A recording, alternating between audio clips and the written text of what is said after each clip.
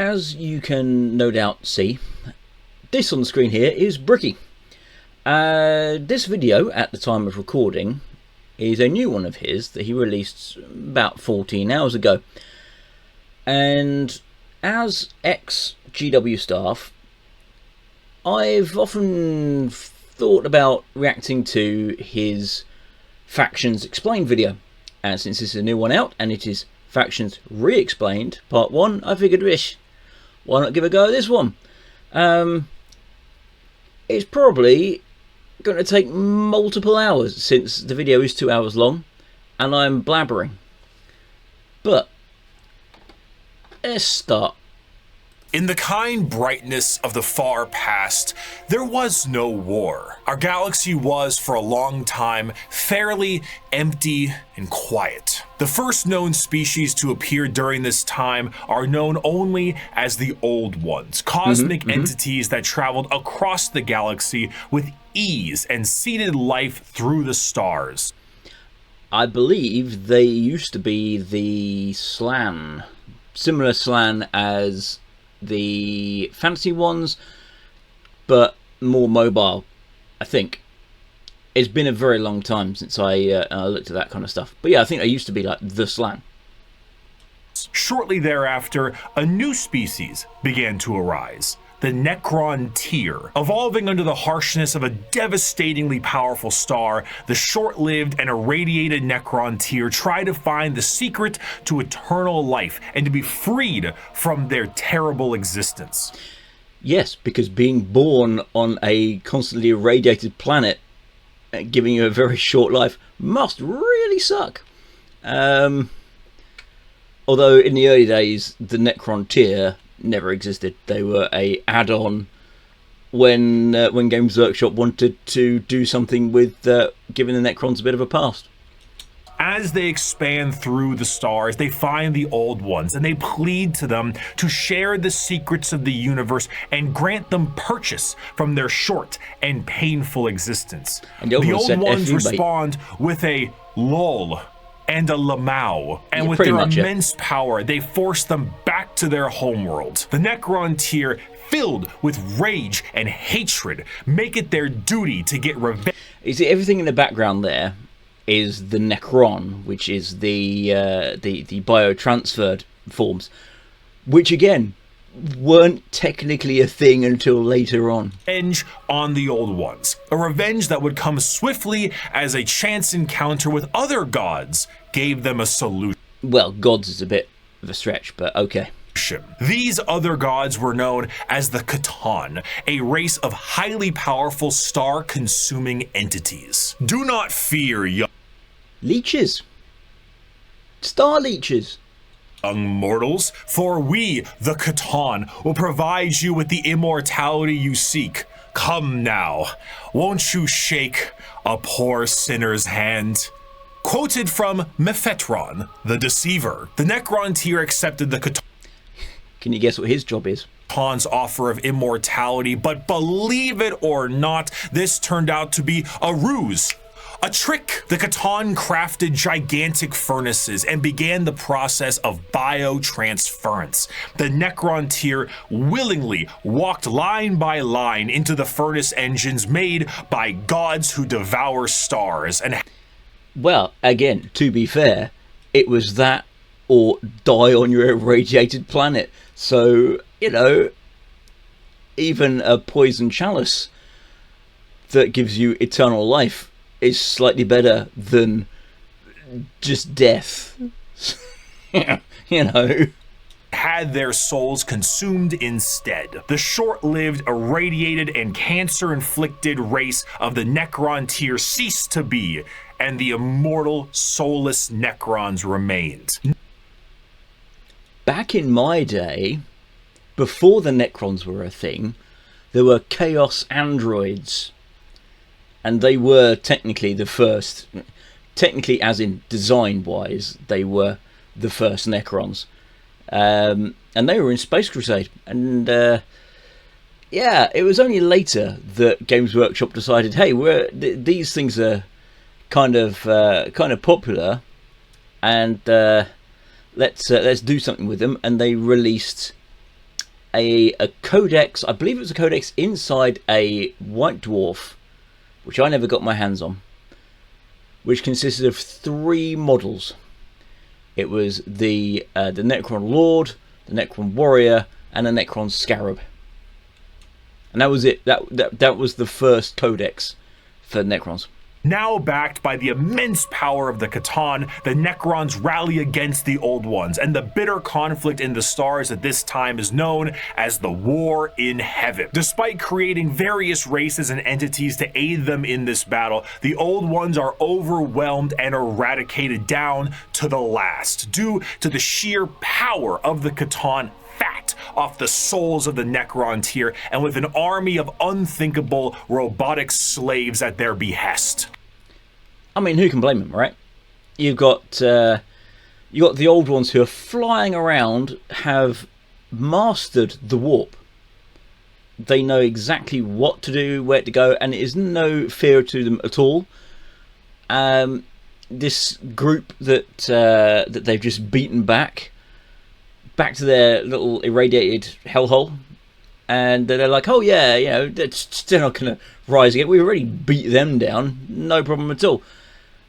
They had no clue whatsoever that a group of parasitic entities that eat stars, which I think in the original lore was that they were eating the Necron Tier's star at the time, gave them all robot bodies and went, right, off we go again.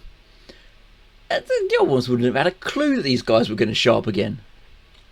However, the C'tan are greedy, spiteful gods, and when there was no foe worth killing, they turn on each other. The Necrons then put their sights towards the C'tan and lay waste to them. Again, recent change, that one. The C'tan actually used to be, well, in the tabletop, they were actual models. They weren't shards of C'tans. They weren't shattered, smashed to pieces by the Necrons. They were the actual C'tan. The actual star gods themselves were still there. I never agreed with their inclusion because it kind of went, why? You got these, which are basically Terminators in space, and it's like, do you really need them? And they're like, yeah, centerpiece model. Securing their freedom. The once subservient Necrons now control their former masters. Worn out and weakened by these wars, the Necrons under their leader Zarek the Silent King lie dormant, with a plan to eventually wake and reclaim control over the galaxy. Kind of. You see, the plan was,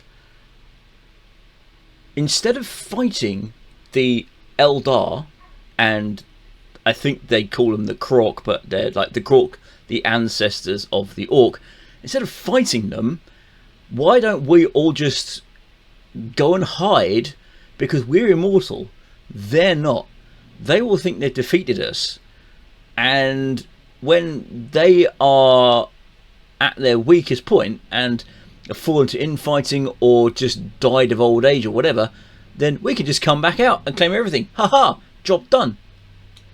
Over millions of years, empires rise and they fall. The species created by the Old Ones have footholds over the galaxy, but on a pale blue dot in the thick of all this conflict, humanity begins to evolve. And well, again, there are speculations, there are theories about this. That is that humanity may have been an Old One creation. I don't know about that. I prefer it if humanity wasn't, because that would just make it like, hey, everything that's going on in the galaxy, with the exception of the Tyranids, is just Old One stuff. And that just dilutes everything, I think. And for the most part, the basic path of humanity's evolution remains the same as it is now for almost 15,000 years. Beat each other over the head with sticks and take shit that belongs to other people.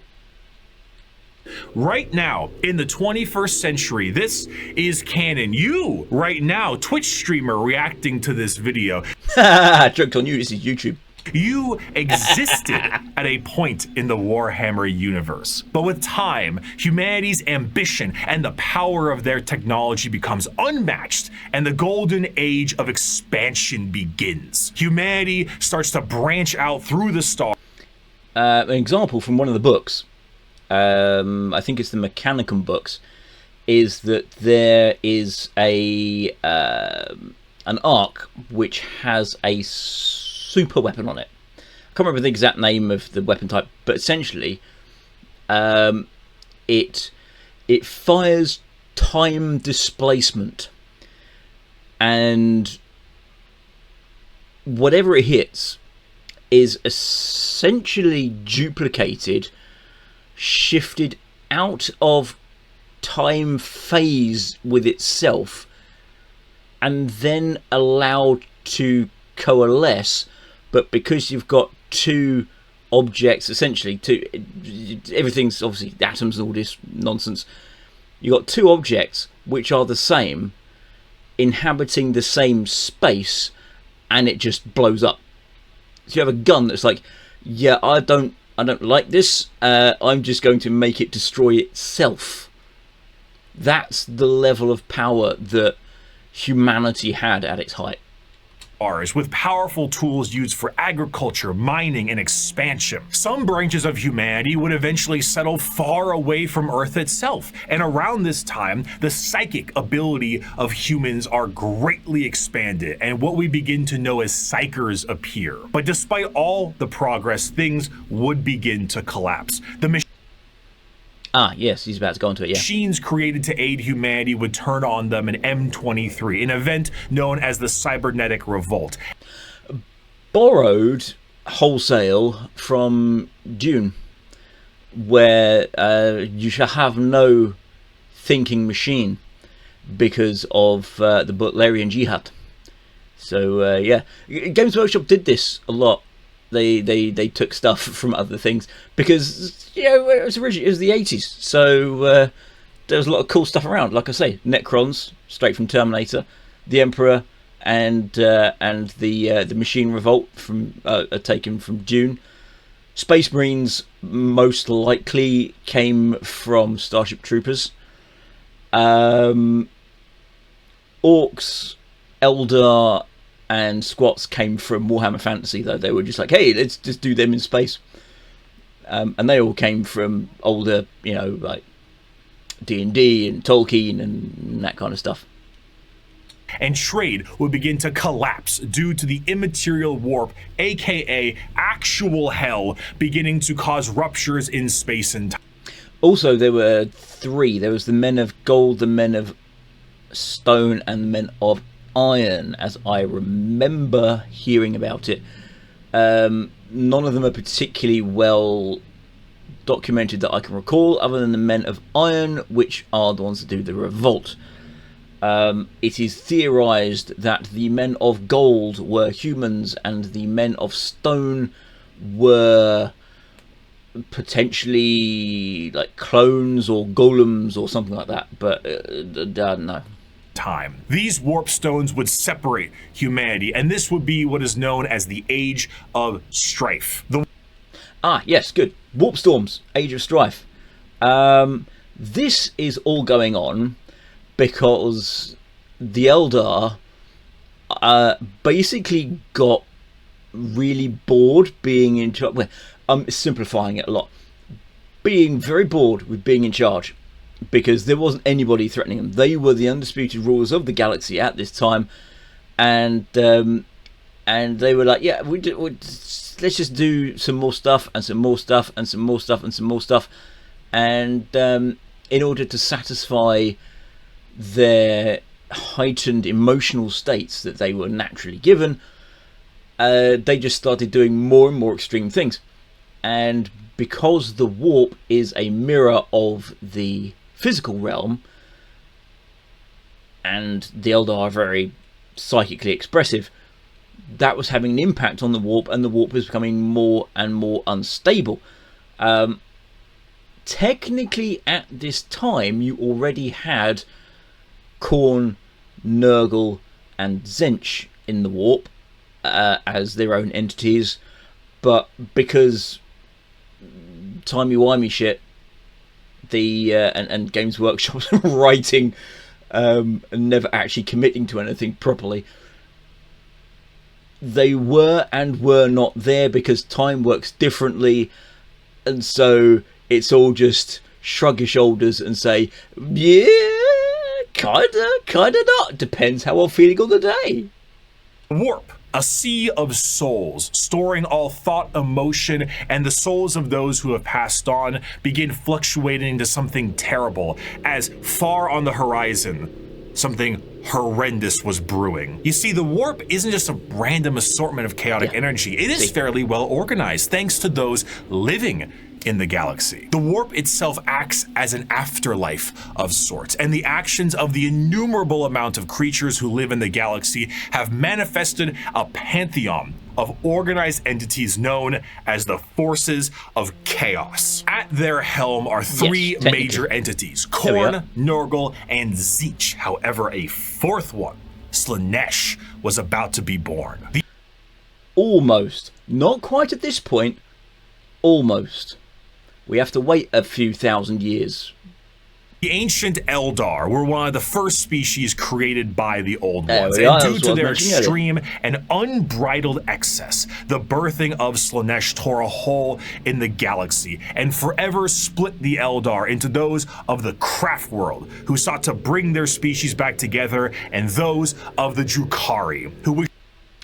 And the Exodites. Don't forget the Exodites. And technically the Harlequins as well. To continue what caused the birth of Slaanesh in the first place. The birthing of this fourth chaos god settled the warp storms of the Immaterium. This would have been M31, I think, because it was the settling, as I remember it, it was the settling of the warp and the birth of the Eye of Terror, which was the creation of Slaanesh, which enabled the Emperor to leave Earth or Terra technically at this point, and go on the Great Crusade, as I remember the law being originally. And ended the Age of Strife, but humanity was still fractured. So one man revealed himself and spearheaded an immense attempt to reunite all the fractured pieces of humanity. That man was the Emperor of Mankind. And depending on who's writing him, he might just be a giant dick. After reclaiming the nearly destroyed Earth, the Emperor embarked on the Unification Wars to unite humanity under the banner of the Imperium of Man. However... Yeah, well, I don't know if it was quite the Imperium of Man at that point, it was just terror, but okay. Due to the very long and devastating impact of the Age of Strife, humanity as we know it is not the same. To reconquer Earth, the Emperor would need more than mere men. Again, yes. Earth had fractured quite badly, and there were lots of they call them techno-barbarians. Techno-barbarian states in the place of countries, effectively. And they were doing what humanity does best, beat each other over the head with technically advanced sticks, but still sticks, and then taking what the other guys got. And that's what the Emperor stepped into. Great beings, known as the Thunder Warriors, were recruited by the Emperor to reclaim the Earth with... Technically, no, not recruited. Created. With ease. But these warriors are a blunt tool and had, overstayed their welcome. He would need something better, and... This is from the Last Church, as I remember, and technically, yes, that when he has overstayed their welcome, no, they had not overstayed their welcome. They had performed their function and were replaced, because, as previously mentioned, depending on who's writing him, the Emperor is a dick. And that solution would be known as the Space Marines. Superhuman soldiers that will have the skill and cunning exponentially greater than the mortal man. These new warriors would be commanded by an elite group of his very own sons known as the Primarchs. Unfortunately though, Daddy didn't charge the baby monitor, and his 18 sons would be... No, there were 20. There were 20. 2 of them were redacted, but there were 20. Stolen by the forces of chaos and scattered across the galaxy. And yes, this is the correct... I'm going to say this. I'm going to say this is the correct law, because there was a change in the law that came in later that said one of the Emperor's assistants who helped him create the Primarchs, because although he could reunite humanity and create the Thunder Warriors and the Space Marines, technically he wasn't particularly great, and he needed help creating the Primarchs.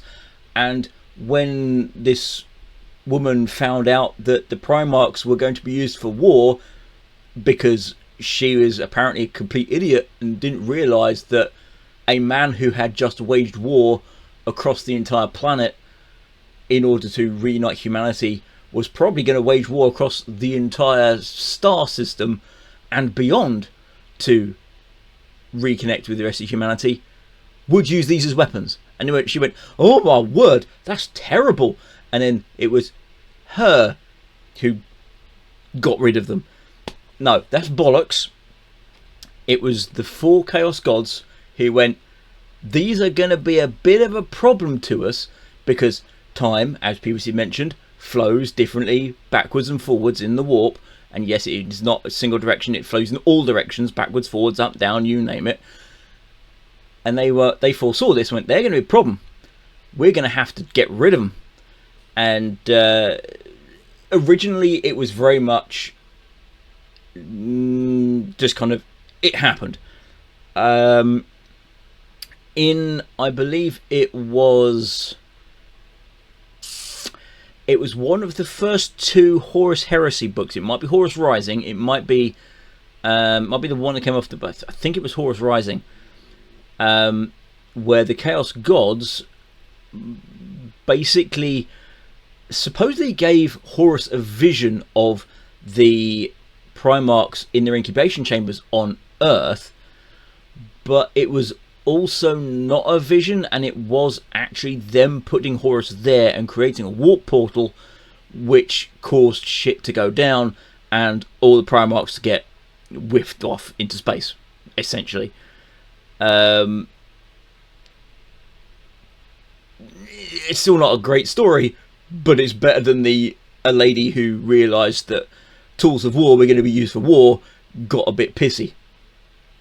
This would begin the Great Crusade, a monumental task to take back the stars in the name of humanity.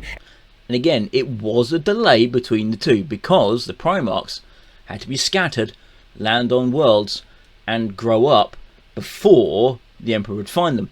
And it was a bit of a delay because we had to wait for the storms to dissipate, as I remember it being, before the Emperor could leave and go find them and reclaim the lost Primarch sons. However, he would need the fires of industry to make this happen. Looking to the distant cousins of Mars, the Emperor signed a treaty with the technologically irradiated hellscape of the Red Planet and allowed the cult of the machine god, the Mechanicum, to supply his crusade.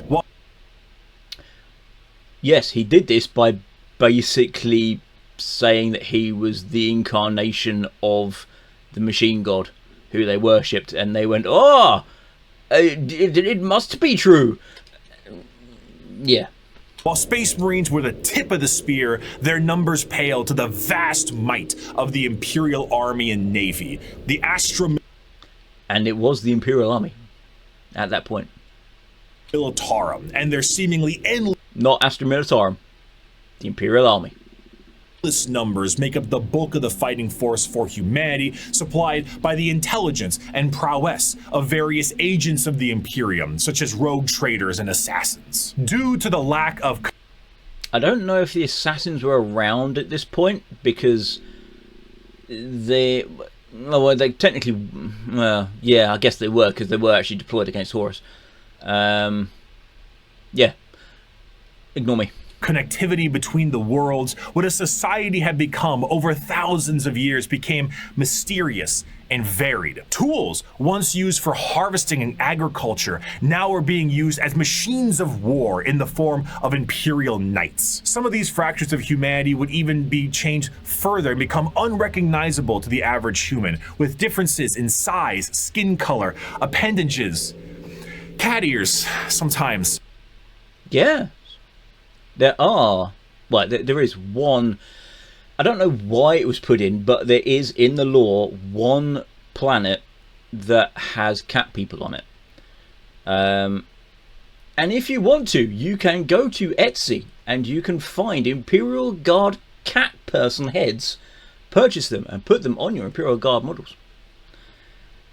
What he's got in the background there, that's the Skitarii. They were actually modified in order to survive and fight on Mars. Because Mars, you see, it wasn't exactly unified. They fought themselves, and the Skitarii were like the front line of it, plus the Titan legions. Some would go so far to become their own galactic societies, like the Squats. Because they landed on, like the Ogrins, I think they were like high gravity worlds, and so that's kind of why they got smaller and more muscular. The miners of the galactic core and their immense supercomputers, forming the Leagues of Votan. No, fuck you. Not Leagues of Votan. Squats. Fuck you and your Votan. After an incredible amount of effort and books, the lost sons of the Emperor would be reunited, and the Imperium of Man would be firmly established. This, however, would not last. Be it intentional or accidental, the Emperor would not reveal to his sons the true nature of the galaxy. Again, depending on who's writing him. He's a dick. And he didn't explain that there is this other place, this other dimension, which has is a reflection of all the emotions and stuff that's that goes on, and the actions in the material realm have repercussions in the immaterial realm, and there are entities. He didn't explain that to anybody, not even Magnus, who was a psyker who knew it existed, and he was like, no, totally not there, no, ignore it, no, there are no gods, there's nothing going on. And the terrors of the warp. And this oversight would result in one of the most impactful wars in oversight is one word for it. Humanity's history. The favorite son of the Emperor, Horus, would fall to the powers of chaos and turn on his father. In what some have described as a very stupid storyline, because he got stabbed by a weapon which is probably supposed to be like an old, potentially human weapon, we don't know, which, when has the name of the target whispered to it, becomes lethal at the slightest touch to that person. How? Why? Who knows? Magic. Basically, magic. Yeah. Because if it was technology and you whisper someone's name to it, and that name was Horus, which is what happened, then it would have to calculate every single person called Horus in the galaxy, most likely, and then go, can I do all of them? Rather than just kind of local. I mean, how would it know or be able to determine which person nearby has that name? It's just fucking magic. And yeah, he then went in the book, he then was taken to Davin because they were like, we can heal him, and then he went into a temple and the Chaos Gods went, hey, look at all this shit that's going down. The Emperor here, he's a dick, and you might want to be in charge. Hey, look at it, we're going to put you down. See, you're all a project. And then he came out and went, right, death to the Emperor. And that was literally it. He just went, he got wounded, and then he went into a temple, and the Chaos Gods went, hey, look at all this shit that's going down. The Emperor here, he's a dick, and you might want to be in charge. Hey, look at it, we're going to put you down. See, you're all a project. And then he came out and went, right, death to the Emperor. And that was literally it. He just went, he got wounded, got lied to, and probably confused for a while, and then came out and went, right, I'm evil now. This betrayal, this backstabbing, this heresy, this Horus heresy. Yes, the Horus heresy. Very clever. Would result in a split in the Imperium with devastating consequences. Glossing over a lot, but then we are only technically 10 minutes in and I've spent 30 minutes yabbering. Yes, technically it was because he convinced so many others to join him, because the Emperor was only nice to some of his sons. Other ones, he was just like, I don't give a shit about you, essentially. I think Perturabo was one of them. He was just like, yeah, I don't care. But other ones, he was like, yeah, you're the greatest, you're the best. And it's no wonder they went, well, you know, essentially, we've got issues with him, and we're going to go with Horus because he's promising a shake-up, an actual change to everything. And also, there was the whole thing of what's going to happen when the Space Marines have done their duty. He's already eliminated the Thunder Warriors, and they've been seeing their own administrators being replaced by humans. They're like, they do all the work. Humans come in, take over, and they're like, are we just going to be gotten rid of? We're here for war, right? Are we just going to be like a police force or something afterwards and just sit around? That was the future that the Emperor was promising them, essentially, or what they were told the future that the Emperor was promising them was. Half of the Emperor's loyal sons would fall to Chaos and become the Chaos Space Marines, along with the forces of the Dark Mechanicum and the Chaos Knights. Because essentially Chaos, yeah. Also, the Chaos Squats, they exist. Fuck you, Votan. You can fall to Chaos. I don't care what the new book says. Conflict would result in the absolute obliteration of Horus and the physical death of the Emperor himself. The near-dead body of the Emperor would be placed on the Golden Throne to serve as a beacon of humanity and allow for the continued ability to travel the stars, protect...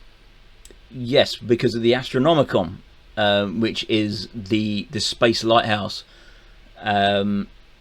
Because in the warp you can't see the physical world, and you need the mutations that created the navigators in order to actually move around. Another thing they nicked from Dune. And without that guiding light to tell you where Earth was, you couldn't then figure out where you were going, because apparently, although time flows in completely randomly depending upon whatever in the warp, space doesn't, or something. I don't know how it works, but essentially time is fucked up in the warp, but space isn't, or something. So you need that to get around.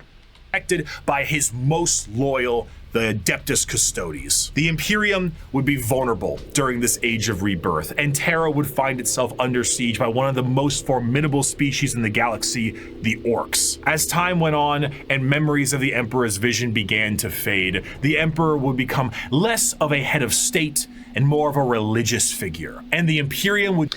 That is thanks to Lorgar. Because while the Emperor is going around saying, I am not a god, gods do not exist, do not worship me.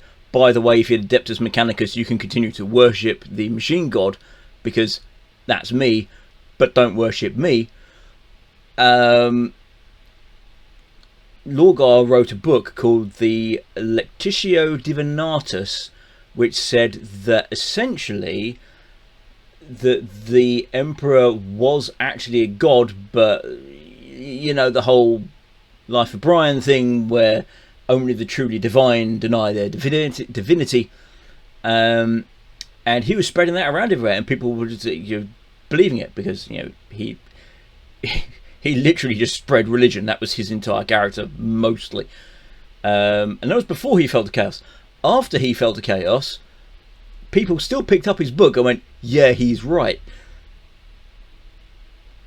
would change to reflect this. The leadership on a planet would be at the behest of the High Lords of Terra, and their actions would be courtesy of the incomparable power and authority of the Inquisition. Yes, the Inquisition that was made, as again, shift myself around a little bit, as I understand it was made because of Malcador the Sigillite, who wanted men of inquisitive nature in order to protect the future Imperium. The zealots of the Imperium would intensify and create a brand new era known as the Age of Apostasy. And this ecclesiarchal command of the... Again, we've got quite a way before we hit that point. The Age of Apostasy, I think, was Gorbz Van Dyer, who essentially managed to get himself in charge, and was it him or was the other one? I can't remember if it's that one or the other one. No, maybe the Age of Apostasy was the one where the religion took over and had men-at-arms, but then was defeated, and so they weren't allowed men-at-arms, and that's where Gorbz Van Dyer got his Brides of the Emperor from, by convincing them that he was actually the incarnation of the Emperor by using a refractor field when they shot at him, and they believed it because they saw that one bullet didn't do anything, and they went, "Oh, it must be God." Imperium would end up with one of the strongest fighting forces of Terra, the Adeptus Sororitas. I was right. Yes, there we are. Gorbz Van Dyer. He created them. And they weren't just a warrior faction. They were the daughters of the Emperor first. Then they became the brides of the Emperor after he convinced them that he was God by getting them to shoot at him while he had a refractor field on.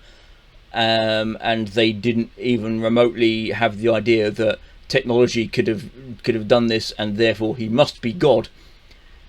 And he used them as his own personal army, because no men under arms. Aha! Loophole! Women under arms. Yes. And he also gave them to people as political favours to do with, essentially, as they saw fit. Which, yes, probably did actually have sexual favours as part of it. Over time, this age would come to pass, and we would approach the 40th millennium of Warhammer 40,000. 41st millennium, but never mind. Which, you guessed it, would come with its own form of problems. A primitive species once found during a recon mission would be able to evolve in relative secrecy for 6,000 years, becoming a highly advanced coalition. Because it was cut off by a warp storm. And yes, they were discovered by, I think, by the Mechanicus surveys, and they went, they're just primitives, they're no real threat, we'll schedule them for extermination so that we can then settle their planet. Then a warp storm happened, and then when they went back, they went, holy shit, where'd these guys come from? Of aliens known as the Tau Empire. And if the threats of the galaxy weren't bad enough, there are threats from outside the galaxy. As a monster has begun to wrap its tendrils around the Milky Way, the Tyranids, monsters that serve a psychic high. See this back here? This thing back here? That's a squig. Back in the early days, squigs used to be both orc and Tyranid. Orcs because they grew naturally, and Tyranids because they just grew them, or something like that. But there were squigs were technically you could have them as Tyranid models.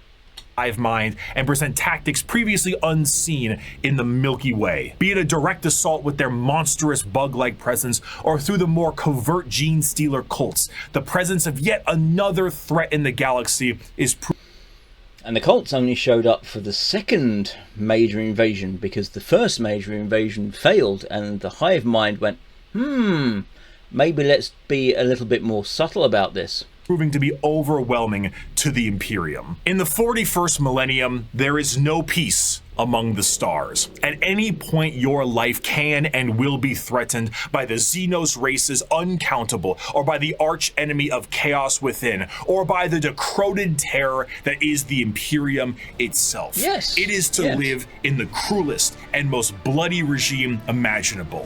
Forget the power of technology and science, or the safety of promise and understanding. For in the grim darkness of the far future, there is only war. And that's only taken me 40 minutes to get to this point. Because I've been blabbering.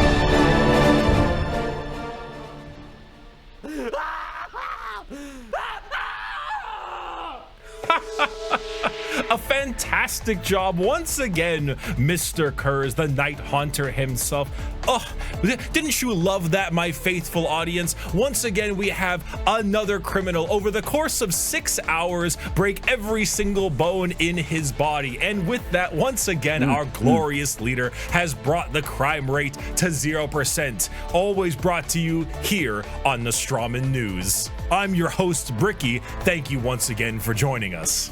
Our top stories for tonight. The weather forecast appears to be rainy with extra dark, so make sure you pack those extra batteries for your lamp packs.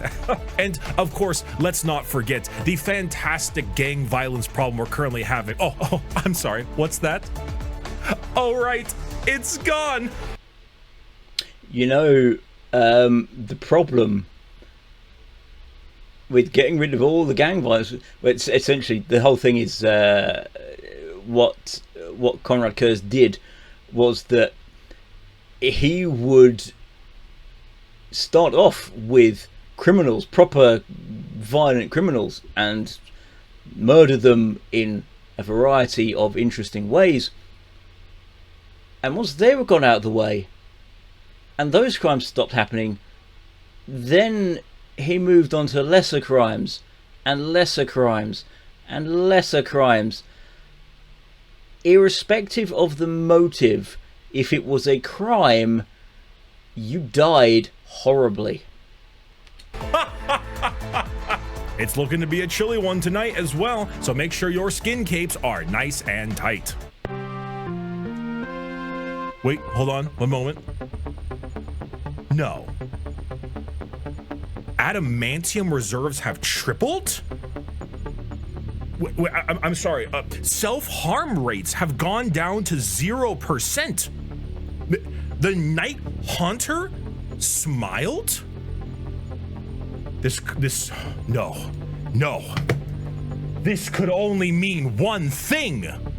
It is the Strawman News' great privilege to bring some color back in your life with the brand new 3-part Gamer Subs drop. Right, let's see, how long is this going for?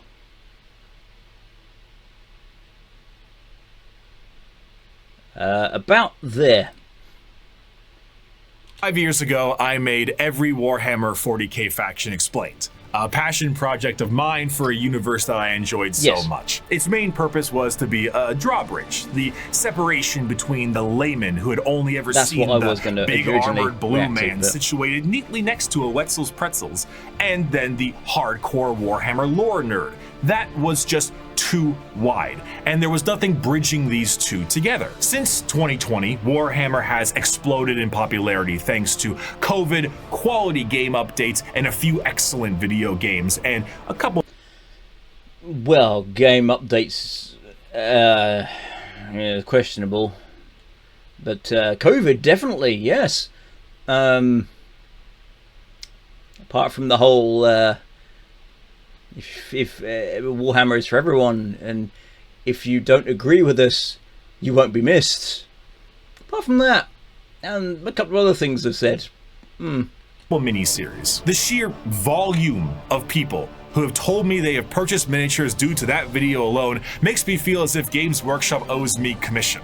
However, that video is incomplete. I was not a casual fan, but I was also not a hardcore lore junkie. In the 5 years since that video's release, multiple channels have sprouted up, and the drawbridge between casual to the obsessed has never been wider or easier to traverse. Even I, myself, have been a part of Adeptus Ridiculous, a podcast teaching lore in a much simpler and condensed form. Needless to say, I've learned a lot. Warhammer is so much more than just Spaceman shoots big gun. It has also grown substantially from its origins, being a Warhammer Fantasy spin-off just in space. Yeah, now, it is a black library filled with immensely deep characters, difficult themes, and even some tear-jerking stories. It is a backdrop for a million stories over a million worlds, and I did not see its true depth in 2020. But now, I'd like to share what I've learned. We just had a brief summary of the world and each faction that takes place during it. And we did that because to truly understand each faction, we must understand what makes them the way they are. And to do so, we need to begin in chronological order, discussing their origins, their culture, their powers, and of course, what makes them oh so grimdark. So let's begin with the group that started it all and sing praise to the Infinite Empire. As stated, they started off as Chaos Androids. As mentioned before, the Necron tier were the original form of the Necrons, an alien race far away from us that lived short, painful lives due to the irradiation of their star. Normally, this would manifest as like a sort of cancer, a space cancer of sorts. The Necrons are very much inspired by the ancient Egyptian aesthetic, but well, yeah, ancient Egyptian kind of, that came a little bit later, mainly the Terminator. Like the windswept dunes commonly associated with it, the irradiated hellscape the Necron tier endured was far from picturesque. This also translates into their hierarchy. They are a race of nobles and peasants. Most of the peasants would often live for their very short amount of time. Yeah, I mean, they all would live for a very short amount of time because they were living under a star which was irradiating them constantly, which does question exactly how they managed to reproduce if by the time they reached adulthood they were all crippled with cancer. But they did, so there you go. Only a couple of decades, while the nobles tended to have better care and would live a little bit longer, but still far less than the average lifespan of a human, even today in the 21st century. The leader of the Necrons was Zarek, the Silent King. He was the one who took the deal with the Catan and the Deceiver. Of course, he wasn't aware of the fact that they were known as the Deceiver at the time, but the whole species was blinded by hate after being debased by the Old Ones on their quest to cure their illness. The sheer pain that underwent the Necron race can't be understated, as their fear was manic. The Catan are, of course, gods that eat stars, and again, not really. They were the star gods because they were more powerful than the Necrons, or the Necron tier, but they were just essentially star parasites. When the leader of your species tells you to march into the gigantic green furnaces to ascend to immortality, you march. The scenes from these are also originally they didn't have sentience or proper sentience. They were all machines.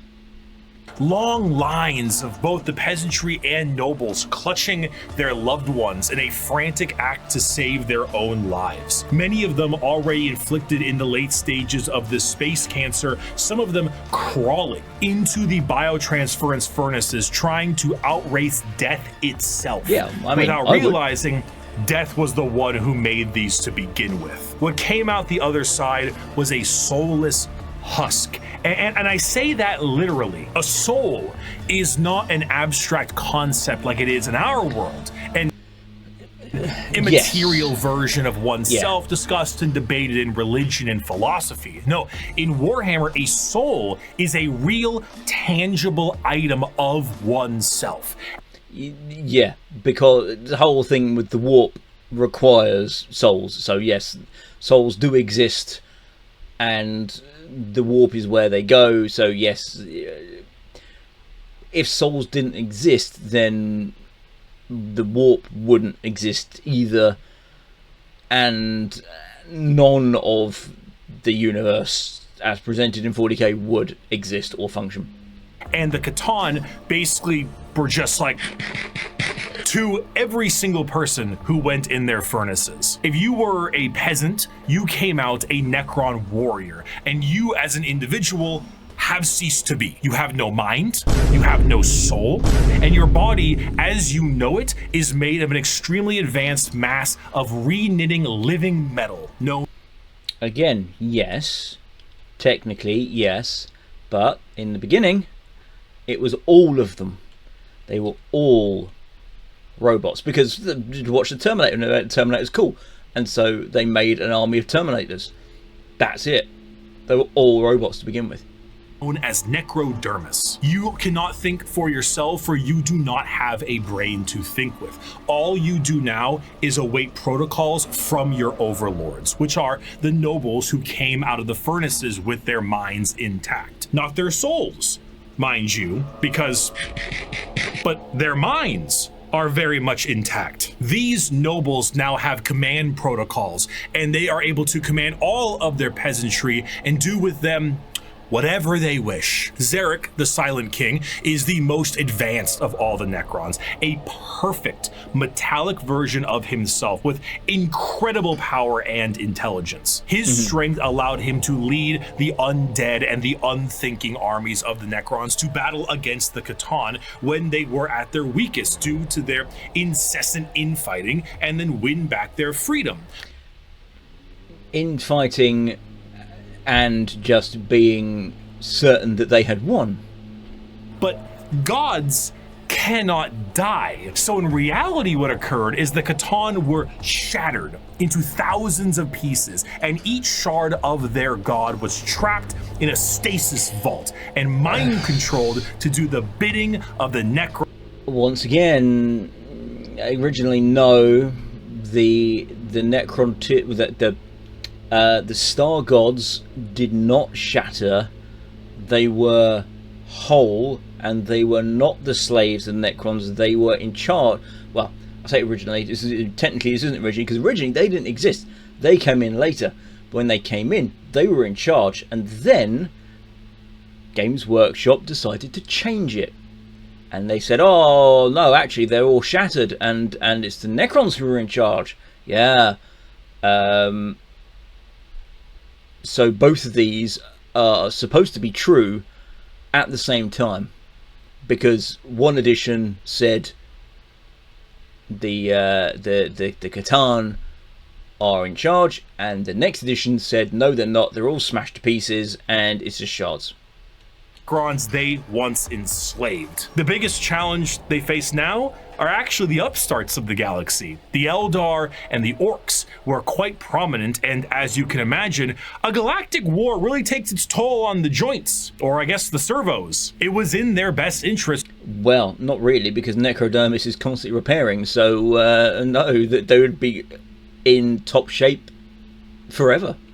To wait out the galactic rise of the other races and come back at a more opportune time. So they went into stasis via these massive tomb complexes hidden beneath various worlds, biding their time until it was once again their opportunity to rule the galaxy. Zarek, the Silent King, as penance for his failure to his people, exiled himself into the darkness between stars for the next 60 million years with his perfect memory, a constant reminder of the doom he inflicted upon his people. Flash forward to the modern day, and the Necrons are reawakening, but it isn't working as well as it could be. Whether the tomb world is reawakened naturally or by some Imperial moron stepping on a green glowing rock, the Necrons have come back to reclaim a galaxy they consider rightly theirs.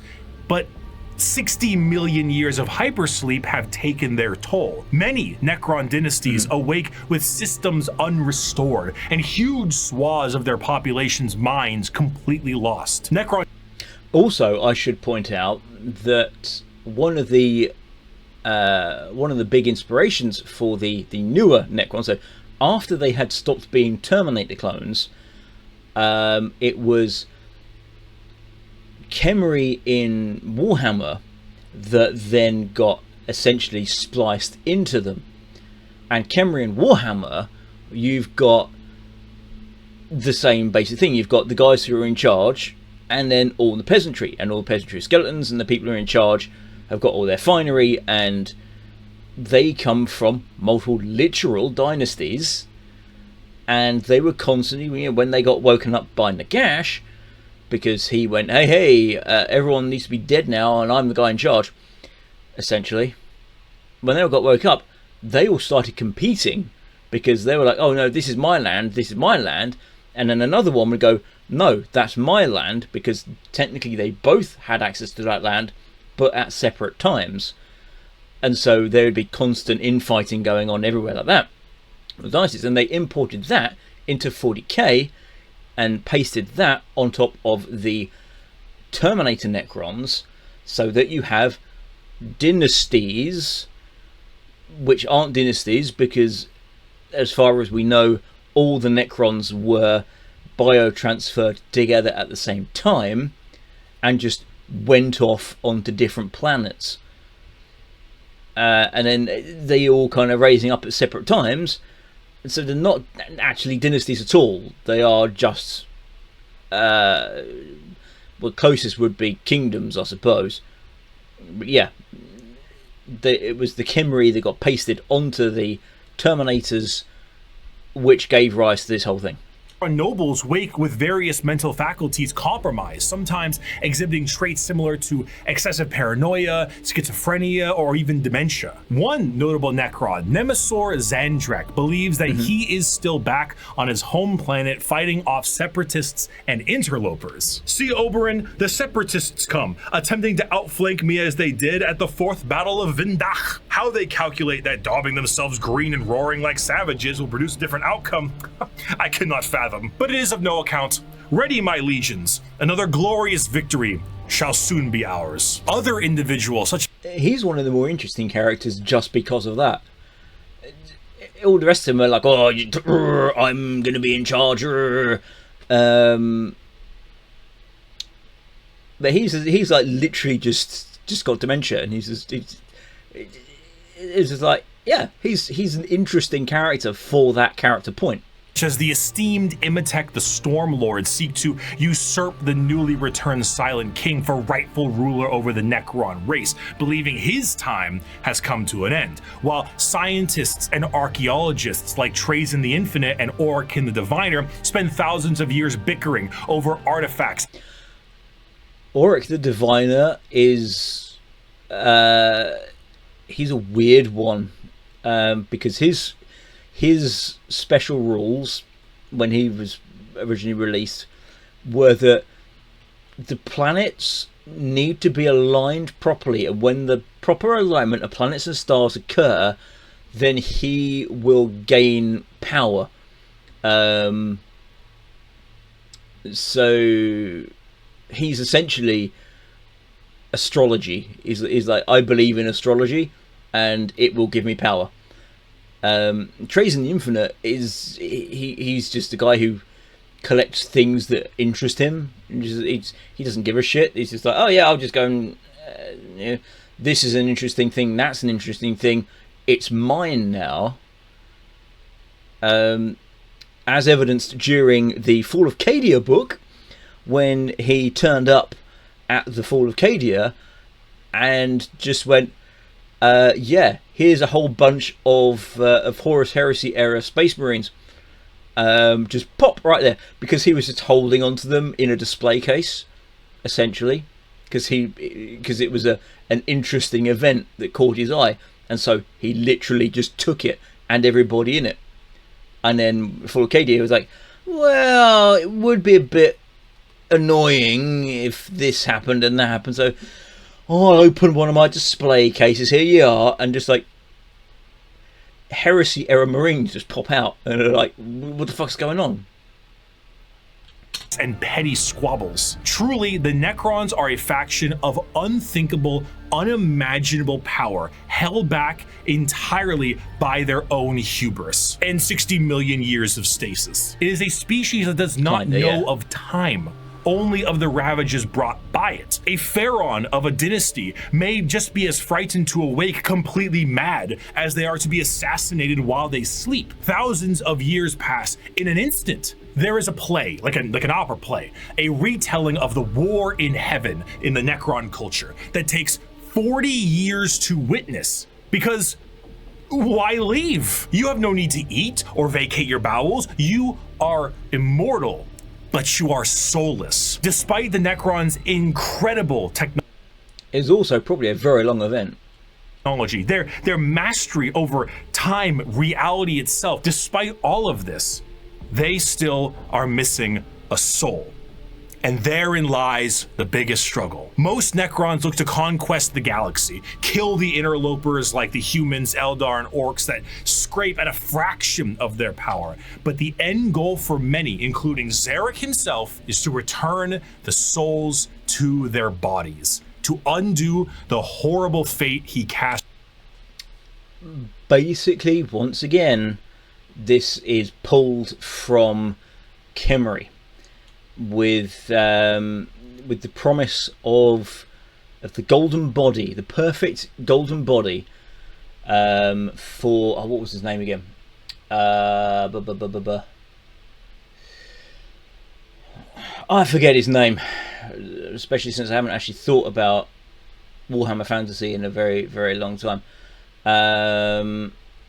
But yeah, when the pharaohs died, the mortuary cult promised golden bodies, or basically perfect bodies. So when they came back, they were pissed. Especially the actual conqueror guy. Again, I can't remember his bloody name. I should do, because I've got an image of him sitting in my head right now.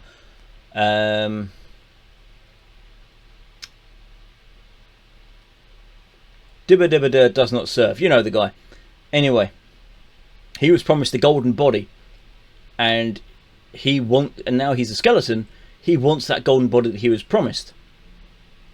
Again, Silent King, skeleton was living, skeleton body, wants his soul, perfect body and soul.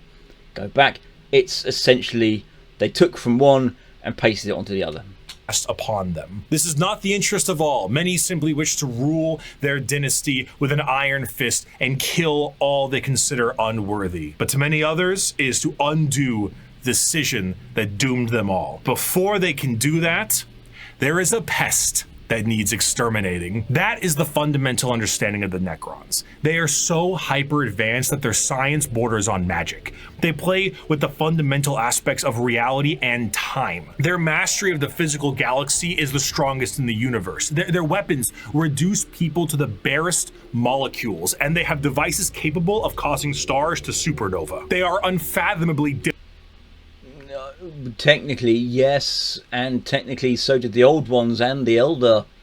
Difficult to kill, as if you do fell one of their number, the living metal reknits itself and the reanimation protocols allow it to come back alive once again.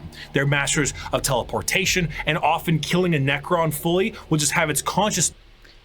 There actually used to be, again, another group of Necron warriors that were taken out. They were introduced and then they were removed, that were pariahs.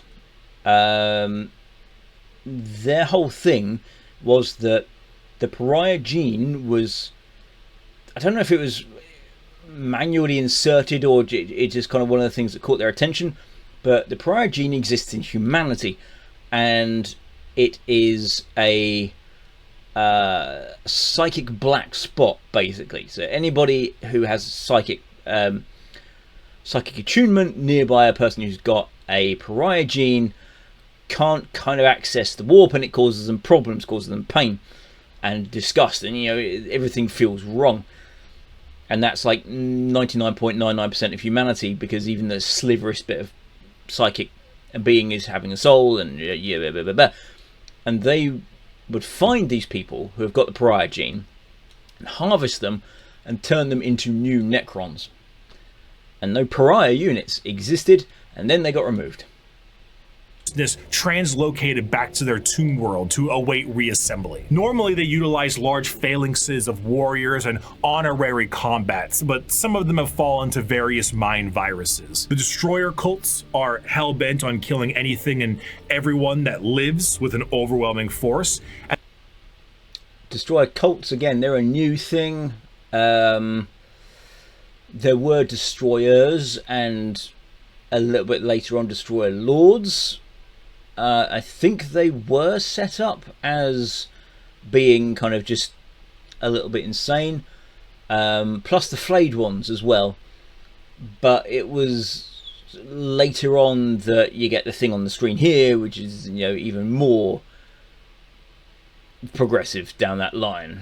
And then there's the flayed ones. Necrons cursed with I have no mouth and I must scream, a panic attack virus, as the last laugh of Landogo, the Flayer Catan. Slowly losing their minds, they strip apart their foes and adorn their bodies with the skin of their enemies, basically, trying to better return to their old feelings of flesh and blood. The Necrons are a degraded version of their mighty empire, and still one of the biggest threats in the galaxy. The only thing keeping them at bay currently is their awakening sickness and their infighting with no care to the timeline. But they are coming this way. And slowly. A Gore Slayer hits and strips layer by layer by layer by layer. It does not punch a hole straight through. They plan to rid this galaxy of the vermin that inhabit it. My people shackled the stars and broke mortality when the species you sprang from had barely left the slime pools it spawned in. Our wars burned reality, and the dominion of our kings is without limit. The ground you tread on is not yours. It is ours. The war in heaven was a catastrophic time for the galaxy, and as stated in the above quote, burned reality. Of course, souls exist in Warhammer, and in the case of the Necrons here, they were consumed by the star gods. This begs the question, however, if you were to pass on, expire, something like as one might put it, where would your soul go? The answer to this is the warp. In Warhammer, a soul is real. And so is hell, the afterlife, the Empyrean, the Sea of Souls, Again, yes, the afterlife is real. Souls are real. Hell, technically it became hell, but in the early days it would have been both heaven and hell at the same time. It's only because it came later on that it basically just became a very violent and hostile place. Immaterium. All of these names refer to the dimension parallel to our own, known as the warp. Now, the warp is not like our reality. It does not follow the classic normalcy of time and space. It is defined as the sea. Well, technically, for the Astronomicon to exist and be functional as a lighthouse, which is what it is literally done as, space does have to work in a very similar fashion to the physical realm. Time doesn't have to, and time doesn't, but space has to in order to have a fixed point for navigators to be able to tell where they are relative to that, and if they're on the correct lines of their journey. It's all psychic stuff. Of souls, and it acts like this in a more literal way than you can realize. To imagine the warp is to imagine the sea itself. Hell is real, and you can surf on it. It has a current and can become more dangerous depending on where you go and how bad the weather is. As the Immaterium is a reflection of our reality and of our souls, all thoughts, all emotions, all feeling that goes with a soul is passed on into the warp. If an entire planet decides it's going to engage in a blood-fueled rampage. And I think what he's about to get onto here is the big problem with the warp, in that negative emotions have a more powerful effect on it than positive emotions. Therefore, it generally just gets worse as time goes on. of murder and gore, then the warp around that planet will be affected in a similar manner. It's not something that you can see. It is a parallel, not perpendicular dimension. But it is changing. To expose oneself to the warp for any period of time invites certain death outside of the most iron-willed of individuals, and to stare into it will drive one mad. Much like the open seas, things dwell in the warp. Whether these beings were always there and were just emboldened by the carnage of the galaxy, This is a problem with Games Workshop writing. The things that exist in the warp may or may not have existed there in times past or in times future, because time does not flow properly. Time is an abstract concept to the warp, and so the things that are there are amalgamations of focused energy from mass populations. Essentially, something is powerful enough to leave an imprint on the warp in a location, then it kind of does create an entity there, and that entity then seeks to create more of itself and get stronger and bigger and blah blah blah blah blah. Although bigger again is a relative thing in the warp, which is kind of how all the Chaos Gods came around, because they started off as a mote, and that mote would influence, and then it would get bigger and influence more and get bigger and influence more and more and more, because negative emotions have a stronger impact than positive emotions. And so they would get bigger and more things would spawn and coalesce and become a new entity and blah blah blah blah blah. You got demons. Can only speculate at. At a time, you could say it was more calm, but a certain faction's galactic war in heaven didn't do it any favors. Now the warp is turbulent, and its realms belong to a pantheon of gods known simply as The forces of chaos are beings that serve directly under their patron deity. Kind of. The forces, the entities of the warp are their patron deity. The mortals, generally speaking, will follow one or all. There are 4 current gods of chaos at the moment: Khorne, Tzeentch, Nurgle, and Slaanesh. Each of them represent various facets of and emotions of sentient species and play a great game against one another for total control over their realms. Interestingly enough, while their disciples have physical forms we can understand, the Chaos Gods do not have a physical visual that you can perceive in reality. So while there are tons of fantastic fan art, we do not know what they truly look like. This back here is not fan art.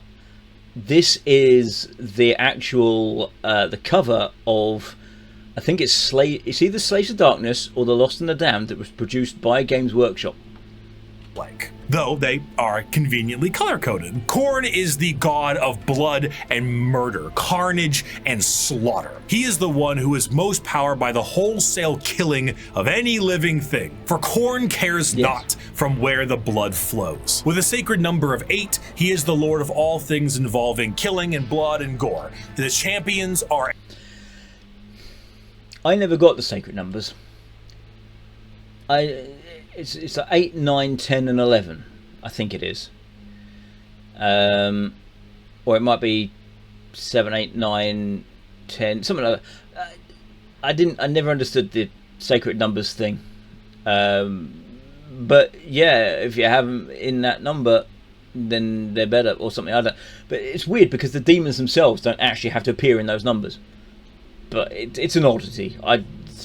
It came from somewhere. Extremely strong as well, with monumental muscles and extremely large weapons. A true analog to Khorne would be his greater demon, the Bloodthirster, an enormous muscle-bound flying devil with an axe so large it splits 10. Also, Bloodletters, which are the lesser demons, and this background here is art for Total War Warhammer. The Blood letters were not large, muscular men. That was a design change that came in maybe 3rd or 4th edition, roundabout. Before that, they were a lot thinner, a lot more alien looking. They had long, thin, curved bodies with legs coming out. Still the big swords, but they were more lithe than muscular. And it was only later that Games Workshop decided we need to change that, and so they made blood letters, big muscular men with big swords. In a single swing. They move into battle with armor of brass adorned by the skulls of their foes and pools of freshly spilt blood. This may appear to be quite frightening, of course, demonic, one might say. But in the world of chaos, all emotions feed one of these gods in one way or another. If you were to define Khorne with single words, you would use blood, carnage, murder, skulls. But you'd be missing out on important ones like strength, honor, prowess, courage, and skill. Khorne is... This is an interesting point. People say that there are positive aspects to the Chaos Gods. And while, yes, technically there are, Chaos does not focus on that, because an honourable warrior is still stepping forward to fight, and if they get power from Khorne for doing that fight, and they think it's honor that they're doing it for, and the more they fight, the more they kill, the more powerful they get, eventually they will focus more on that aspect, the actual fighting and the killing, more than the honor. And so Chaos shows itself with positivity, but manipulates that to become negativity and basically excess. Although Slaanesh is excess, they are all excess, but Slaanesh is excessive excess. You get my point. So yes and no. Kind of, it's a, you have to keep feeding him, and to feed him more you have to go to even more extremes, and that will inevitably leave the positivity behind. He'll probably mention it with Nurgle, for example, but Nurgle is plague and disease and corruption, but also rebirth, regrowth. A doctor who follows Nurgle would be doing so in order to make cures to the various pathogens, and they may start off with that goal, but eventually they might sort of go, well, I'm not getting enough results, I'm not saving enough lives doing it the way I am, so I'm going to have to start deliberately infecting people in order to then test my theoretical cures on them. And that gives more power to Nurgle. And so he goes down that route. He says, oh, you know, now I'm getting rewarded more by Nurgle going, hey, you know, here's an extra blah, blah, blah, blah, blah. And they'll go down that route more and more and more and more, until they reach the point that it's not so much about creating the cure as it is examining as many different plagues in as many different combinations as possible, noting down everything, no matter the physical or emotional pain that the subject is in, and then if they live long enough and you have sufficiently observed, then looking for a cure. Is not just about the wholesale slaughter of people. He is about the honor and power of martial combat, the true strength there is in besting someone in physical strength and skill. Of course, a murderer would be someone who would feed corn, but a soldier could feed corn. A martial artist or professional fighter could feed corn. A warrior, good or bad, feeds corn. A diplomat does not. A premier soldier does. A GoFundMe does not. This is what leads many mortals down the path of corn, for he will bless those that bring him enough skulls. And in a world this destructive, there are many ways to reap a high tally for it. Prepare the dread claws and unchain the mad ones. Glorious battle awaits us today, for the world below has refused to surrender. Let us descend upon them with fury and rage, giving no quarter and sparing only those warriors who fight well enough to earn a place amongst us. As to the rest, their lives and possessions are ours, but their skulls are for corn. Normally, if I ever want to explain corn, I just kind of show them this clip. I'd never stab you in the back, Shepard. Warriors like you and me, straight to the face. Moving on, Tzeentch. Bit of a meme, but essentially yes, but also again no, because corn cares not from where the blood flows, and so stabbing someone in the back is just as viable to give their skull to corn than stabbing them in the front. Is the second god, the god of trickery and mischief, the changer of ways, the great conspirator and the architect of fate. With a sacred number of 9, Tzeentch is truly the god of change in all of its forms. But there... Yeah, again, he's the one who's basically anybody who does not like stagnation or the status quo is somebody who potentially could feed Tzeentch. So long as they are active at changing it. Much like corn does not care from when the blood flows, Tzeentch doesn't care about the change so long as it is change. There is an obvious undercurrent of mischief and cunning. Tzeentch is such a liar that his pants have gone thermonuclear. Where the f is it? His favorite pastime is...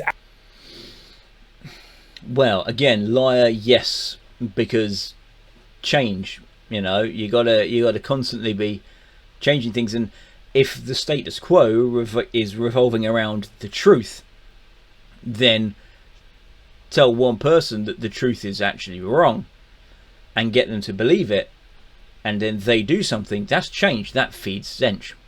Asking questions that have no answers while simultaneously making up answers on the spot to a question he didn't ask. Have you ever had a dream That's not really right. That no. You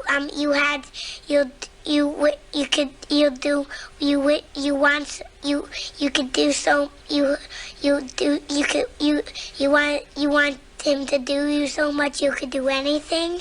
He is such a conniving little bastard that every emotion of lying, of scheming, of trickery is a direct way to help feed him. An unfaithful partner, a politician, a spy.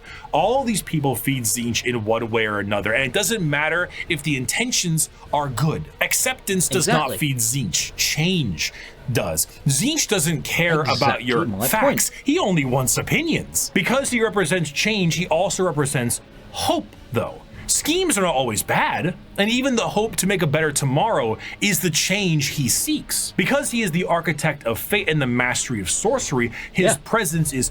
Like I said, it may start off good, with good intentions, but the more you change, the more he takes notice, or it takes notice technically, because they are genderless, being manifestations of emotion. The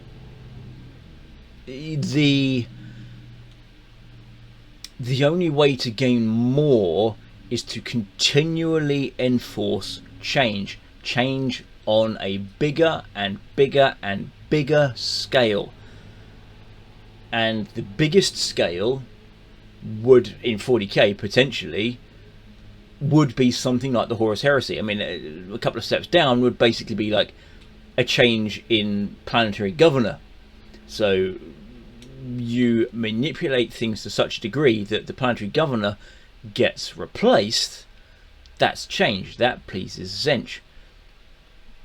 But you can't stop there. You have to keep going, or favors will get removed, and you may just end up a Chaos spawn. Purely unknowable. Every depiction of a Tzeentchian demon contains more eyes than are necessary and more mouths than I know what to do with. It is a biblically accurate angel if the angel gaslit you into thinking birds are government drones. But are they? The creatures at his disposal adorn themselves with the knowledge of sorceries and the unknown, all to provide a mind-crushing experience. Fighting demons from outside of our reality is difficult enough, but fighting demons from unreality, purposely attempting to trick you, is a whole new thing entirely. And that is before we even get started on the gigantic bird of sorcery you're going to need to face. The only reason, well, not the only reason, but the main reason it's a bird is because Warhammer had it as a bird thing. And how do you sculpt models of infinite diversity every single time? You can't. So you have to stick to something, and that's what they stuck with. Do not ask which creature screams in the night. Do not question who waits for you in the shadow. It is my cry that wakes you in the night, and my body that crouches in the shadow. I am Tzeentch, and you are the puppet that dances to my tune. Third of the Chaos Gods is the one of acceptance of rot and pestilence, the grandfather himself, Papa Nurgle. Nurgle is the exact opposite of Tzeentch. Where Tzeentch believes in change and hope for a future, Nurgle believes in stagnation and the end of everything. At one point or another... Well, they all do, really. But Nurgle is more about the physical stagnation and decay, and the returning to the soil. Also, the Great Unclean One that you see behind you is based on a model that was, as I remember it, it was sculpted based on the appearance of sumo wrestlers. Basically, they looked at sumo. The person who sculpted it, I forget who it was, looked at a sumo wrestler and said basically that, but more obese and pustules and stuff, blah, blah, blah. But sumo wrestler was the basis of that. The earlier picture of the Chaos artwork that I pointed out, that was original, technically like original Great Unclean One design kind of thing. Another, we will all decay. We will all rot, and we will all end. And with a sacred number of 7, every single thing, pestilence, boil, and everything in between, comes under the great shadow and girth of Nurgle himself. For Nurgle, the plight of mortals is his fear and wine. And no matter how solid life might be, everything will decay in the end. In the creation of life, there must be an end to that life, and nobody has more. It's a funny thing that out of the 4 Chaos Gods, Nurgle technically is the most powerful all the time, because what happens after you have slain 1,000 warriors and given all their skulls to Khorne? Those bodies decay. What happens with constant change? You're changing everything all the time. Eventually something's going to get left behind. People will age, people will die, they will decay. That goes to Nurgle. Slaanesh, excess in the extreme. Eventually you'll have something that will kill you, and that will lead to decay, and that is the domain of Nurgle. All of them in their own way feed Nurgle, yet he is not the most powerful. creations to end lives than Grandfather Nurgle himself. Every boil, every blemish, every pus-filled wound and disease, every rot and every plague is kept and concocted by Nurgle. This, humorously, keeps Nurgle as a jovial god. He is full of life and laughter, and by creating as many diseases as he possibly can, he shares that joy with... Before they were changed, and I'm probably going to say this a lot, before they were changed, Nurglings, who are the lesser demons of Nurgle, were essentially children. They were like constantly happy children without a care in the world. Not physically, but emotionally and mentally. And they would seek out people, seek out families, and go and be happy and joyous, and try to bring smiles to everyone around them, because they didn't know that they brought disease and misery. So they would always be happy until everyone around them would eventually die, and then they go, oh, well, I need to find somebody else to be happy with, and somebody else to cheer up, and go on and go on and go on. With mortals. I mean, his envoy is the Great Unclean One. And look at how happy he is. And there's a lot of him to love. A fear of death. There you go. See, that essentially is has at its core somebody who looked at a sumo wrestler and went, I think that would be a good basis for sculpting a new greater demon from. In general is feeding Nurgle. All disease makes him stronger, but to pray for salvation for a wounded loved one is to feed Nurgle. The timeless and inevitable fear that one day you will rot and decay is what gives him strength. The Peloton won't feed Nurgle. Licking the doorknob on a public bathroom certainly does. However, should you embrace your grandfather's gifts, you may find an end to your pain. Maybe. All mortal followers... Yes, maybe. If you embrace him and take him in, then you may find an end to your pain. Or you may just find that you have more pain and more pain as more diseases and more viruses find their home in you to such a degree that you just stop.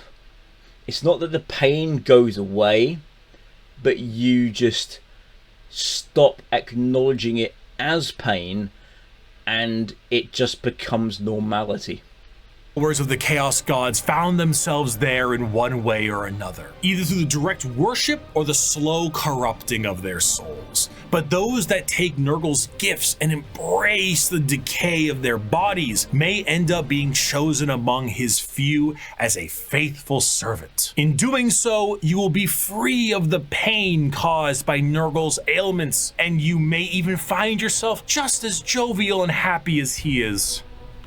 Maybe. His enemies shall wither and die. His allies shall wither and die. The universe and all within it shall wither and die. And when the great corruption has settled over the land and permeated the very foundations of reality itself, then shall the Lord of all rise from the rot and ruin, spread his arms wide to reclaim all of his dutiful children. Though Nurgle is the only one that I can remember as well that actively converts mortals. Now, this comes from, I think it was not Warhammer Fantasy Battles, but Warhammer Fantasy Roleplay, which at the time was linked to 40k because you could get bolt guns and chainswords in it. And if you, as a character, caught Nurgle's rot, you would have roughly 7 weeks of life left. And the more time goes on, the more you would physically change into a plague bearer. And at the end you would literally just die and then come back as a full plague bearer, because you have the physicality one. You got the gut, you got the flies, you got the single eye, you got the horn. None of the others do that. The closest would be Zench, in that anybody who worships him can potentially be changed, and the others as well, but him to most of the event. Nurgle is the only one who just goes, here's a virus that's going to turn you, willingly or not, into one of my subjects. None of the others do that. Those were the three major chaos gods for a very long time, emboldened by war and death on a galactic scale, ever present but now fact on the suffering of a galaxy. One race, for a while, was able to elude the pull of chaos, an advanced race of psychically attuned aliens whose master over the physical world was so strong that chaos could not glean from them the morsels of power they once had. Or so they couldn't. Not for a long while. 60 million years ago, in an attempt to combat the Necrons and Votan, the old ones made a new species. One with innate power in the warp and the ability to harness it with a mastery. This is actually, you know, pretty much original art. This wasn't Rogue Trader, but I think this was when the plastic boxes with the foam inserts in like second. They were more prevalent, second and third. I think that's what this art is from. That was unseen by so many others. A mastery so powerful, the Necrons retreated to sleep in order to wait it out. It was no longer a galaxy to be ruled by them, but instead begin the age of the Eldar, yes. Fuck you, Aldari. It is not Aldari, it is Eldar. The Eldar are a race of pointed-eared humanoids that are all psychically attuned. Space elves. They took what was in Warhammer Fantasy and they put it into 40k. Space elves. And there were actually literally space elves in the beginning. They were labelled in the shop as space elves. To the warp. If we're being meta here, these are space elves, and these elves ruled the galaxy in the time the Necrons went to sleep and humanity began to rise. The Eldar's empire was galaxy-wide and lasted for longer than any other galactic power that we know of. Their understanding of all things was exceptional. With every single one of them being psychers, they had the ability to master the warp and use it to their advantage. See, being a psyker is basically like being a wizard, or I guess in this case, it is basically being a wizard. It's more of a sorcerer, since you are born with the gifts as opposed to learning them.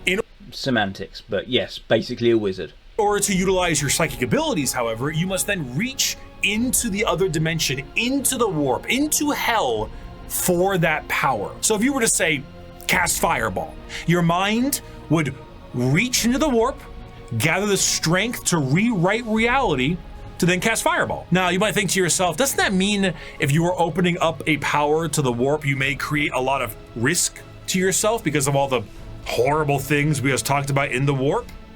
Yes.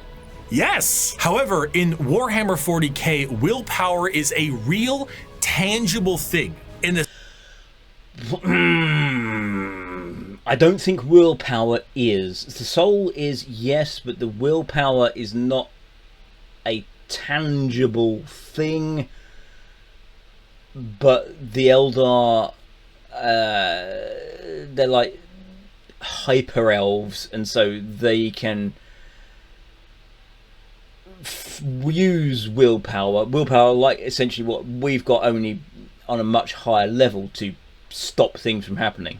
The sense that in its own right, it can be weaponized. Being strong of will means being strong of soul, and being strong of soul means you can resist the pull of the warp that much more. A more inexperienced psyker opens up a hole into the warp that is large, and that hole widens to get more power, allowing evil things to get in. A powerful psyker is able to open a very small hole, but with immense force, to get the same amount of power with less risk. I don't know if that's exactly how it works. I mean, I'm not that familiar unless anything's been written recently about it. But it's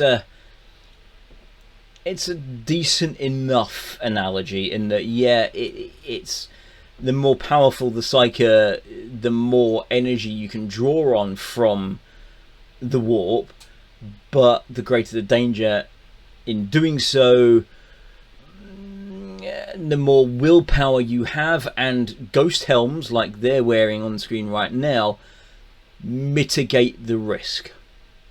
Eldar are master psychers. Every single one of them can call upon the warp, and over millions of years they have perfected it so much so that they can weave structures out of it. In some species in the galaxy, they utilize the warp itself for interstellar travel. The Eldar ain't having any of that noise. How about we utilize a fancy alternative mode of travel that is substantially safer than the old ones created, called the webway? What about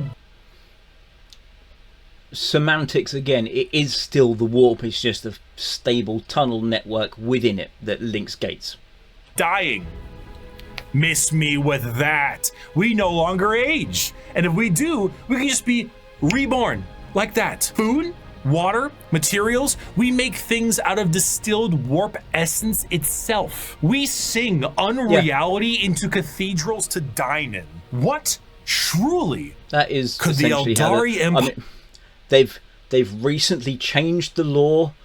The Bone Singers, right? Their whole thing was they would sing structures into existence using Wraithbone, and Wraithbone would be created essentially from warp stuff. Games Workshop has decided that that's not good enough anymore, and they're actually just like minerals and rocks and just natural compounds that you can get anywhere that are formed in that. It's not actually warp stuff anymore because mundanity. Empire possibly fear? Themselves, yes. The Eldari Empire's biggest fear was themselves, with a society so perfect they wanted for naught. And Well, this is another point, isn't it? It's not so much they feared themselves, it's that they were so arrogant. They saw themselves as the true inheritors of the old ones, because they essentially had won the war. The old ones, they were pretty much extinct, and the Krork were just ignore them. The Eldar basically had control of everything, and when you've got control of everything and you are so powerful and you want for nothing, you get bored.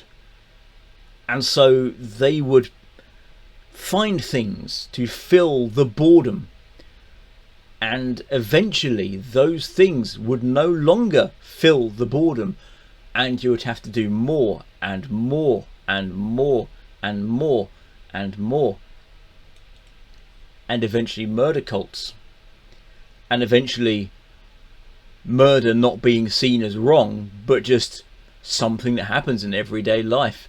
It's just walking down the street, somebody got murdered. Oh well, happens. this led them down dark and dangerous paths. When the base functions of society are no longer a problem for you, you tend to experiment. Perhaps the medium rare steak on your plate would be better if it was elf meat. Hey, I'm not saying we should make... I mean, that's a bit of a stretch, but yes, essentially it was like, when everything you can create is just not enough. At what point do you reach the taboo and say that everything below the taboo that we can do is not fulfilling enough? But this, above this line, is everything is taboo. But why is it taboo? Because society says so. Therefore, if we just take one step above that line, and that will fulfill, then we can move the taboo line up a little bit, and then that no longer fulfills, and then you just do it again, and then again, and then again. Make cannibalism legal, but like, what's the issue with a little taste? Violent sports is one thing, but how come we don't do sports to the death? I mean, I'm just saying, like, if both participants are willing and clear about it, like, what really is the problem there, you know? Art is in the eye of the viewer, and what is considered art is exactly. completely up to the concept of one's own interest. A canvas adorned with the blood of a man wronged is truly the visual poetry that our society needs. Hedonism. With a slow and consistent hedonism, the Eldar slid backwards into debauchery of the sort I cannot discuss on this YouTube video. Murder on stage, delicacies and drugs distilled from one another, the trade of slaves and concubines, and much worse. The Eldar physiology has their emotions heightened, and they can feel more than a human does. So while it can provide lows of pure despair, it can also provide greater highs than you have ever known. And swinging between the two of them was the Eldar game. The Warp took notice of this heavily, and it began to react. On a galactic scale, the debauchery and the hedonism of the Eldar race caused levels of warp storm so pronounced and so volatile that it cut off interstellar travel for all those who used it. This was the canonical point, but essentially, of the fall of the post Men of Iron Imperium. Well, it wasn't the Imperium, but you know, the stretch of humanity. Because before that point, they could still travel. When this happened, these start popping up. Planets, systems, sectors, they all start getting cut off. And it's a slow fall of the old empire. Communications between planets was removed, and a nightmarish era of old night began. This continued for thousands of years, hundreds of thousands of years. The Eldar all but removed from the problems being caused as they entered heights of more and more ecstasy. They needed more and more and more. Nothing was ever enough. More murder, more torture. It's art, it's delicacies, it's life. This silence offends Slaanesh.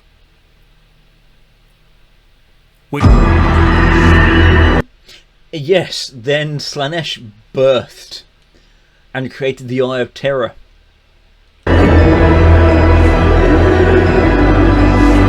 Slaanesh, the Prince of Pleasure, she who thirsts, the god of unspeakable excess, is our fourth Chaos God, with the sacred number of 6 adorning their title. Slaanesh is a bit of a tricky one, because with our other 3 Chaos Gods, there was a certain understanding of human emotions and desires, but for Slaanesh, that desire is how they get their power. The words to be used would be decadence, pleasure, perfection, passion, excess, and many others. The pursuit of more.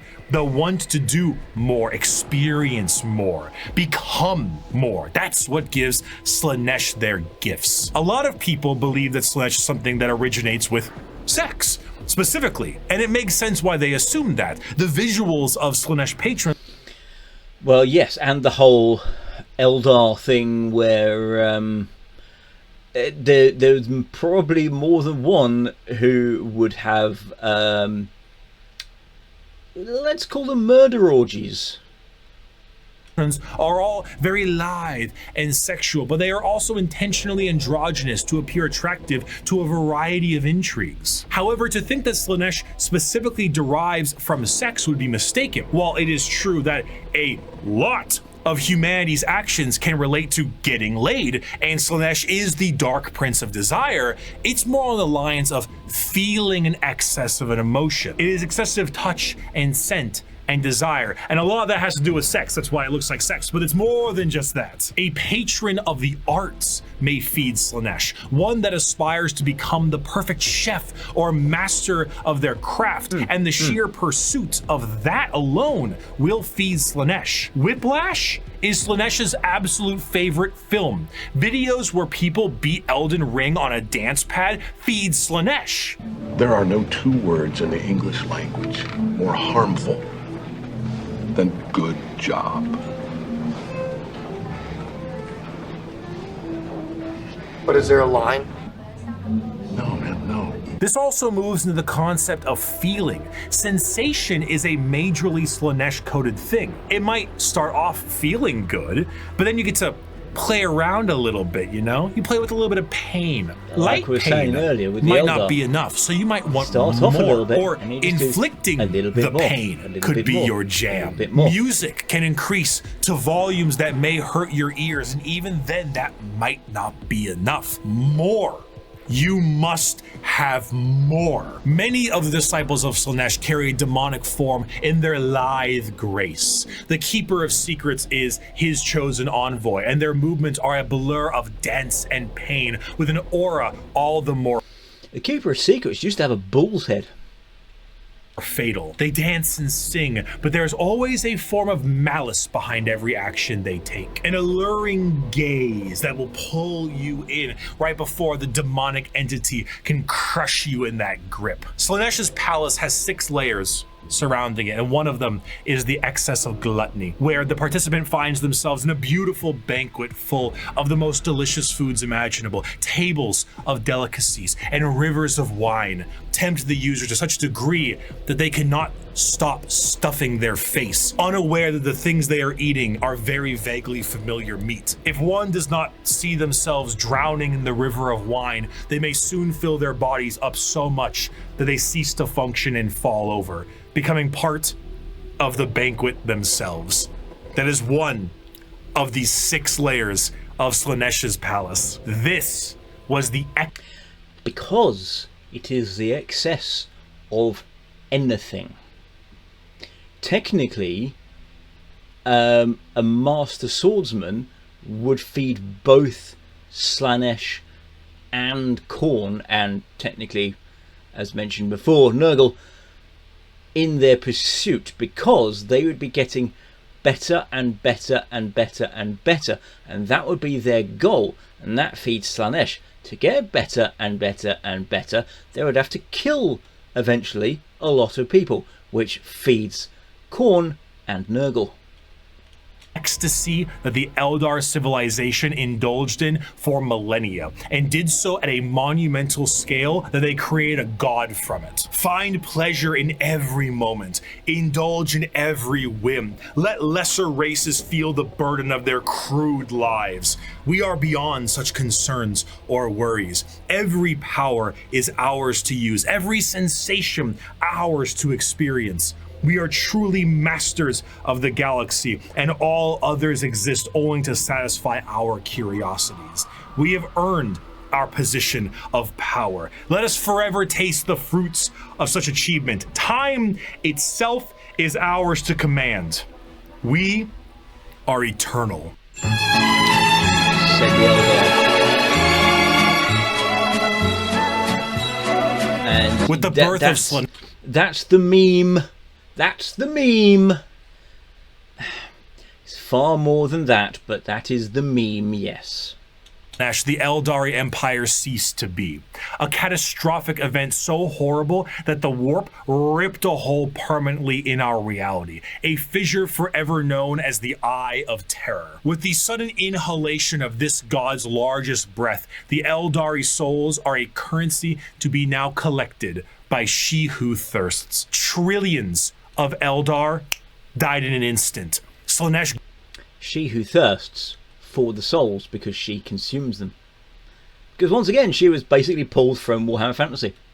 Gorging on their souls to satisfy his palate. 99.9% of their entire species died, and the rest are doomed to a fate worse than death. For Slaanesh now stakes a claim on each and every Eldar soul. From the moment they pass on, an eternity of torment awaits them. The remaining Eldar devote their entire lives to stopping this eventuality. Their dying race so devoted to saving themselves from the Dark Prince, and well, in doing so, have found very creative ways. These were the second guys to notice what was going on. In the modern world of Warhammer, the craft world Eldar are the main force of Eldar in the galaxy and represent the elf style that many think of when you think elves in space. Well, that would probably be the Exodites would be that more than these guys, but yeah, details, I suppose. Fantasy elves in space, not those elves. We'll get to them. A craft world is a monumentally large star. I think that's from one of the very first early board games that they made, which was like Starfleet or something, Space Fleet, something like that. I think that's from one of those. It might be Eondin, actually. Ship, the size of a continent, that acts as a form of flotilla. During the highest reaches of hedonism, many Eldar saw the demonic writing on the wall and began to try and seek asylum from their own debauchery. Those Eldar left on monumental craft worlds into the far reaches of the galaxy. Yes, but they were the second group. The first group saw what was going on, and they were the Exodites. And they went, shit, our society has caused this to happen. We have devolved too far as a society. They left, tried to find the furthest planets they could from the center of the Eldar Empire, which is now the Eye of Terror, and settle on those maiden worlds, and essentially, kind of like forego technology, but not really, because they still have technology and they still have world circuits and all this kind of stuff, but they live much more primitive lives, and they try to kind of exist as the ancestors did. They were the first ones. Then the craft worlders went, actually, yeah, shit is going down. Everyone else has nicked off and settled all the worlds. So we'll basically build worlds of our own and use them to live on as we leave. Some of them didn't make it, and saved themselves from Slaaneish's awakening. The main thing the craft world Eldar seek is to temper their minds and bodies in a way that will never allow them to slide back into their old ways. The representation they carry is that of a more feudal Japanese motif. Eldar follow paths as they age, the path of the warrior, the seer, the poet, the diplomat, the bone singer, and so on. These paths are a strict code of conduct to hone the heightened Eldar psychology down a school of thought and action. And if it sounds a hell of a lot like Bushido, well, you're damn right. Here's a medal and a soul stone. Don't lose. I had no idea. I've got a book of Bushido, but no, I don't. But yeah, essentially it's if you focus on something and you have that as your sole focus, and then when you have achieved a certain level, then you leave it behind and you move on to the next thing and you achieve in that, and then you leave that one behind, which is where the exarchs come from, because they are the pitiable, the ones who cannot leave it behind, that get lost on the path.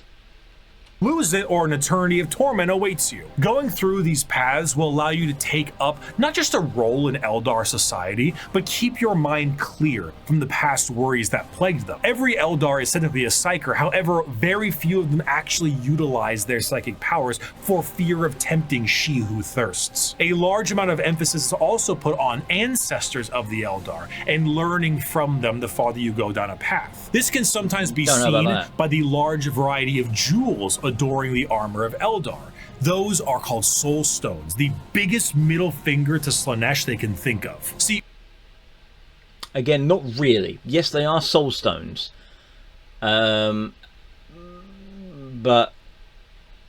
most of them, if you see them, especially if you see them on an exarch, are there because it's the previous host of the armor, the previous user of it.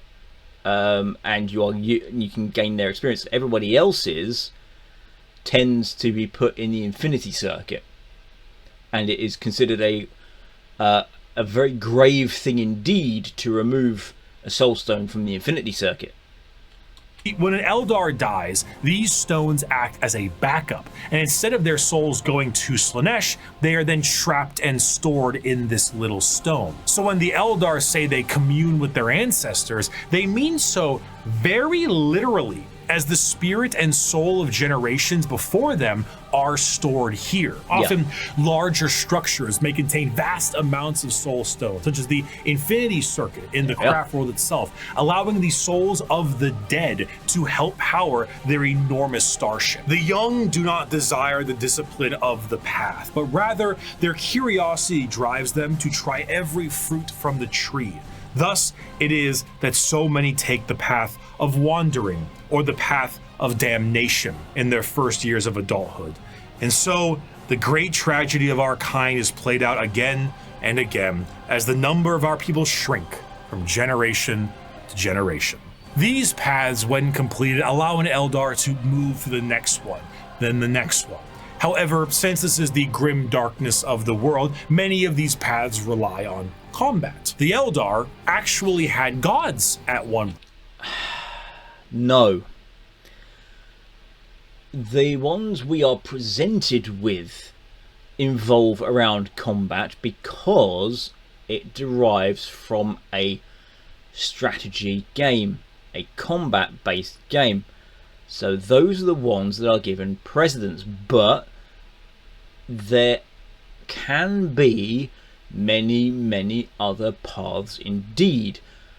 However, we just don't get told of them, because would you rather have a story about a cadre of warriors from different shrines fighting off a Tyranid invasion, or would you have a story of a builder and a chef and a painter trying to fight off an alien invasion?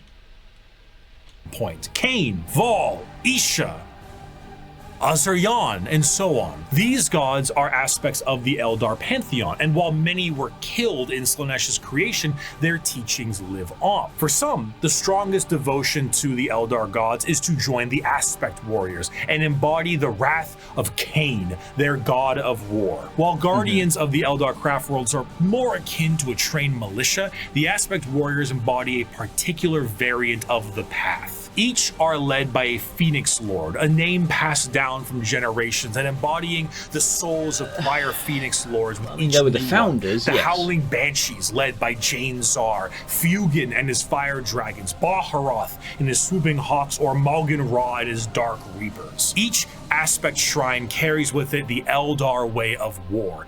Fast, hard-hitting, and incredibly tricksy, for they do not have the numbers to fight in any other way. The Craftworld Eldar show how mangled an empire can be by their own actions. They once ruled the galaxy in an honest, non-hyperbolic way, but in the end, they were bested by themselves, and their most prominent remnants are forced to drift aimlessly through the galaxy, trying to save their species from extinction and resist the temptations of I wonder if he's going to talk about the Harlequins. He's had them up twice, and they also survived the fall by retreating into the webware and having their own god that survived.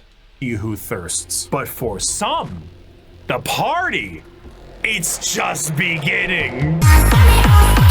No, Dark Eldar, fuck you, sorry. Deep within the webway is the city of Kamara. This dark city once existed as a port in the webway that allowed for ease of transport for the Eldar between its various domains. The significance of this city, I mean, technically it existed as multiple places, and it just grew and grew and grew, and all the various places just became districts of it.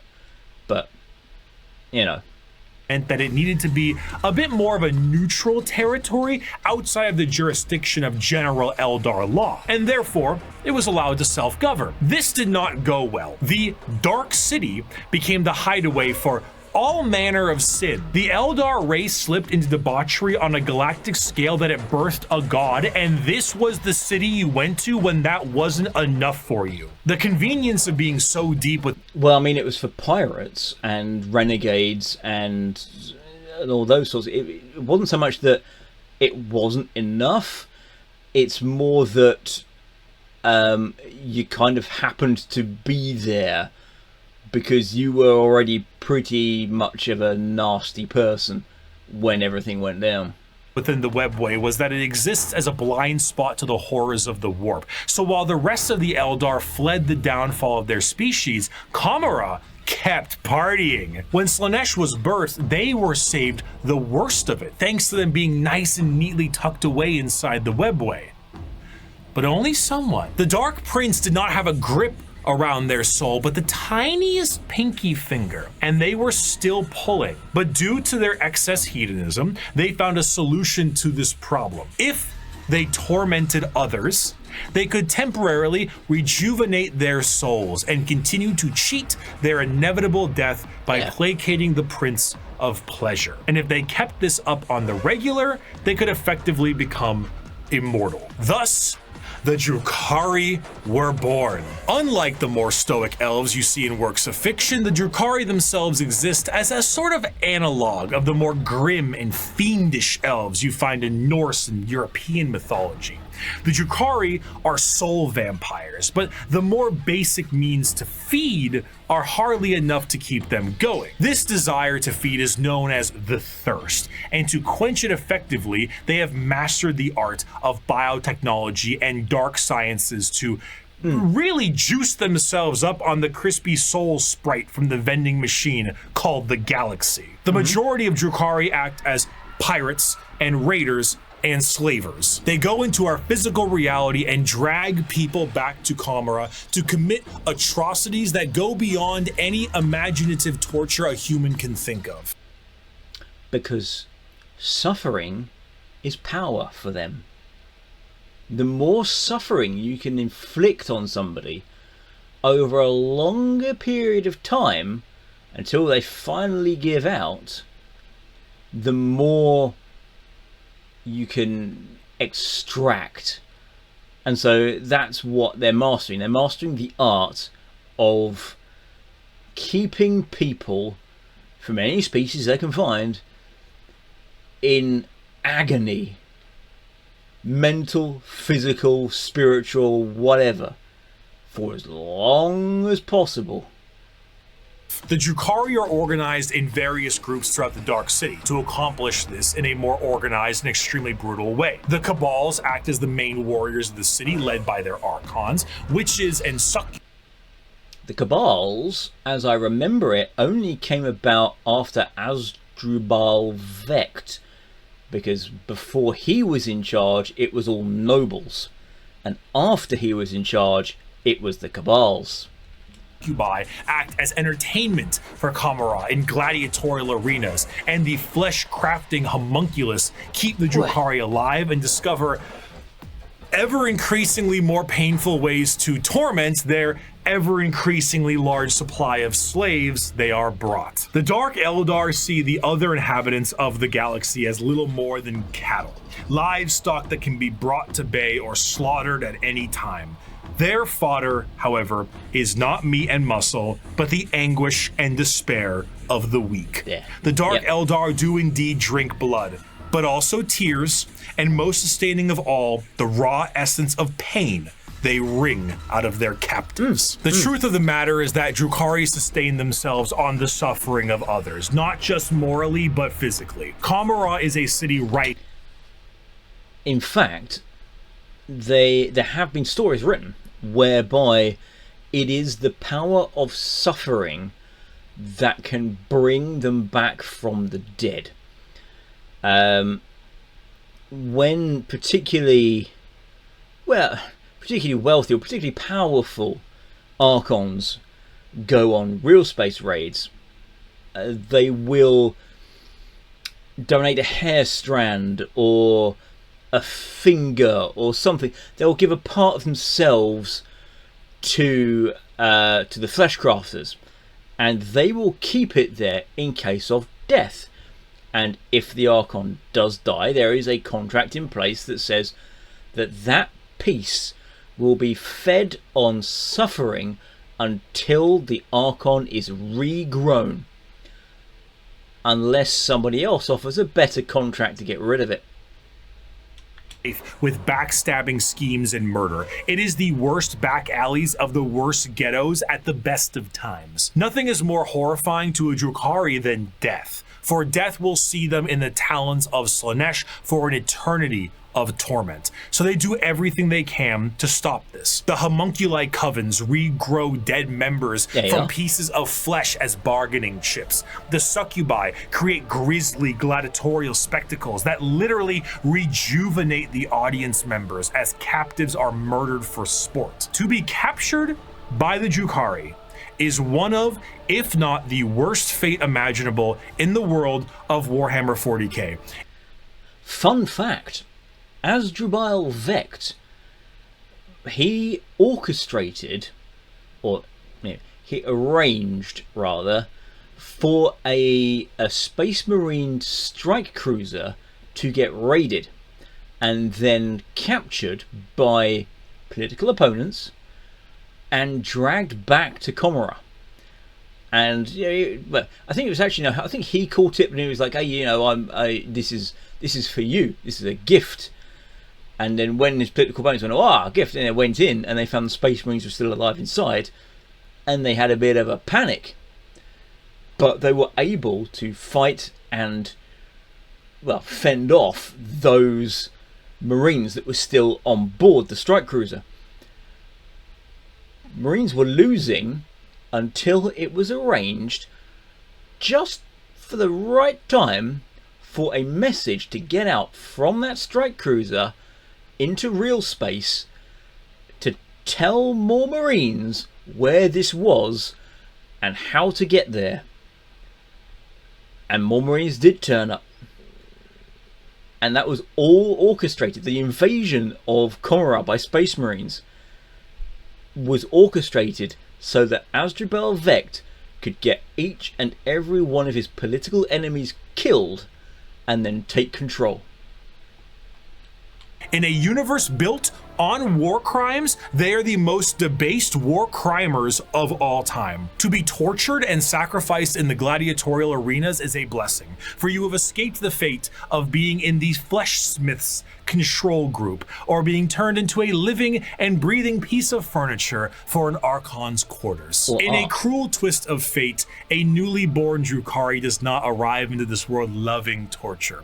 It is something they must grow to love. Grow to appreciate the suffering of other beings in order to survive in the world they have been brought into.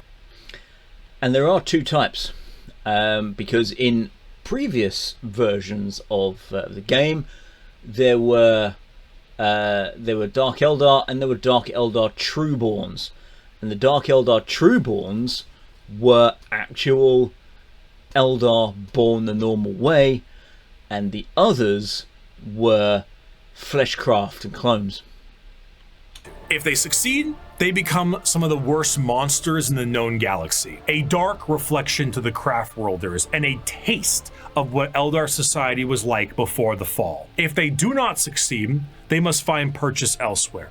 Often those will join smaller parts of Eldar society like the Exodites or the Harlequins. Exodites believe in a pre-industrial variant of their society, often retreating to more lush worlds to ride dinosaurs and live off the land. Prehistoric style that I mean, it is, again, it's a meme, but yes, because these were maiden worlds that were specifically crafted for Eldar to live on, that they went and then subsequently lived on in order to avoid the fall.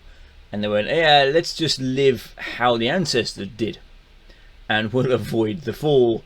Would normally laugh at if they weren't riding dinosaurs like ballers. The Harlequin dancing troupe are a subsect of Eldar that are more than just a little strange. A carnival of dancing jesters that serve the Eldar laughing god of Kegarak. There we are again. They arrive never when expected and leave just as quickly. Blurs of light carry their footsteps as they dance their foes into a grave. Combat is just as much of a joke as it is a play on bloody murder. They travel and aid many other Eldar and sometimes even humanity for reasons we can never understand. Perhaps one day we would have, were they not stripped of their army book and folded into the Eldari Codex. So I suppose it'll have to stay a mystery, or maybe it was one of Kegorok's master plans to get back at She Who Thirsts and No, it was Games Workshop corporate meddling.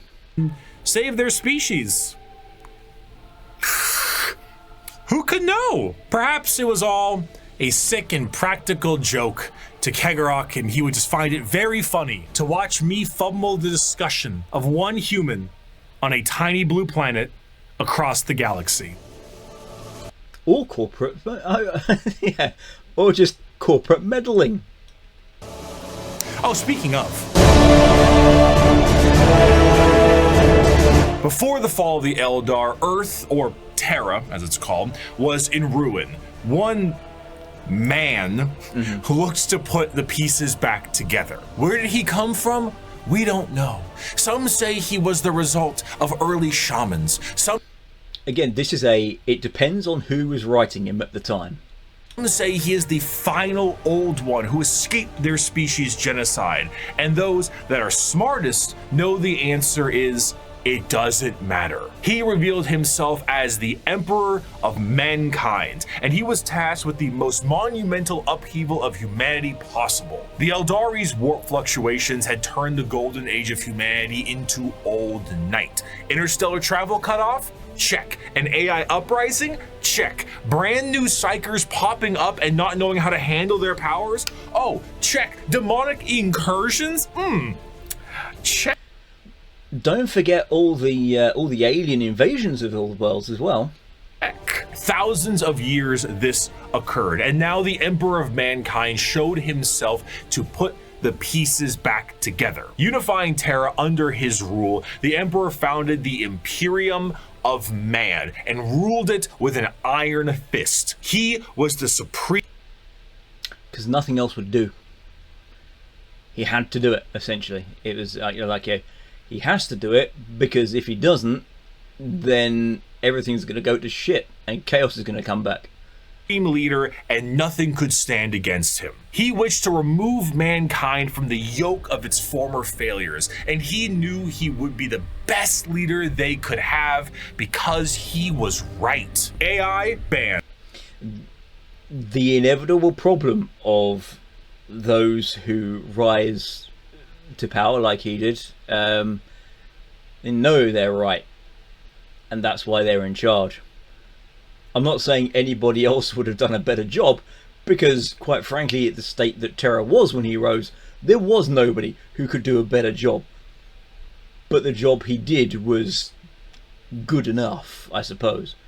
And religion banned. You did as the Emperor Religion banned except for the people on Mars.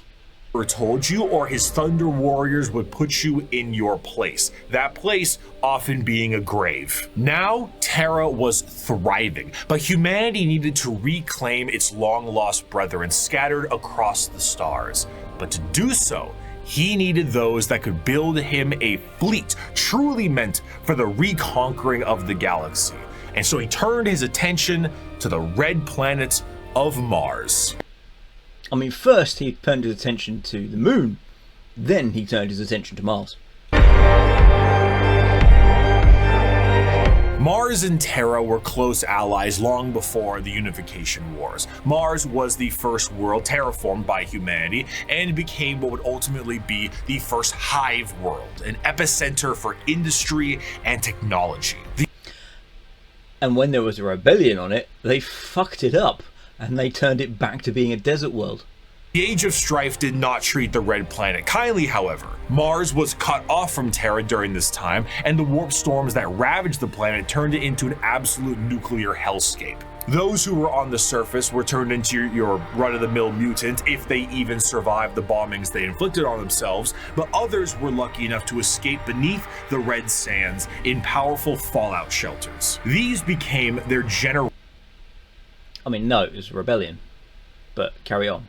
rational habitats, but this resulted in extreme reliance on technology and those who could use it. They began to view the technology keeping them alive less as a technological advancement and more of a divine intervention, with those skilled in it as priests. The Martians began to worship the power of the machine, and this resulted in the formation of the Cult Mechanicus, the belief in a holy trinity known as the Three-in-One. The machine god, serving as the spirit who gave rise to all technologies known, the motive force, the deity that gives all life its ability to live, and the Omnissiah, a physical manifestation of the machine god itself. And that's what the Emperor pretended he was. This belief began to manifest in them physically as well. What were once humans began to really mess around with the character creator options, and this tech obsession made them view instances of flesh to be weak and spend their lives removing what makes them human and replacing it with mechanical augments. Although if you'd ask them, they would say no, they are still human. The removal of the flesh does not make you less human, but removing of it and replacing it with machine brings you closer to the god. Robotic limbs, glowing eyes, mechadendrite arms. What was once a mass of flesh now looks like the back of a router, and the oldest members of the Mechanicus no longer even look slightly human. In addition to this, cloaked over all of their mechanical appendages are robes that reflect the color of their homeworld, the red robes of the Mechanicus. The Cult Mechanicum, now the Adeptus Mechanicus, create a fascinating combination of cultures all birthed into one. Basically, techno-zealot monks. Organic life is the machine god's greatest accomplishment within the scope of the great work. All praise he who is three-in-one. By giving us life within an organic shell, he presents us with the means and opportunity to improve upon physicality, as is his divine plan. He grants us complex weakness so we might learn metallic strength and ascend to his level of machinic perfection. And you see, this is why Call is absolute fucking bollocks, because the Cult Mechanicus has a place on the High Lords of Terror. They are about as high as you can get within the Imperium. They have a zealous faith that is the machine god, that innovation leads to destruction. It was innovation that created the Men of Iron, and the Men of Iron rebelled and killed humanity, so you must not innovate. Innovate is heresy. You can look at what humanity had in the past and reclaim it as your birthright, but never ever invent anything, or you are against scripture. And anybody who is essentially a zealot, who sees somebody who is going against scripture, is probably going to kill them. And what did Call do? He went against scripture. He invented, he improved upon the creations of the Mechanicus and the Emperor. He is a tech heretic, but he's fine. He's left alone. No problem with him.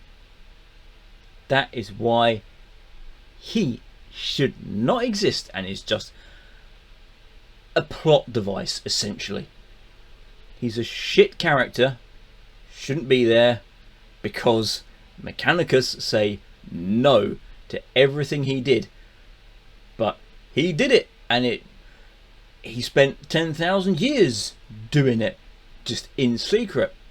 And then when he popped out and said, oh yeah, the Primarch over here, Roboot Gilliman, gave me this job, they were like, we don't care.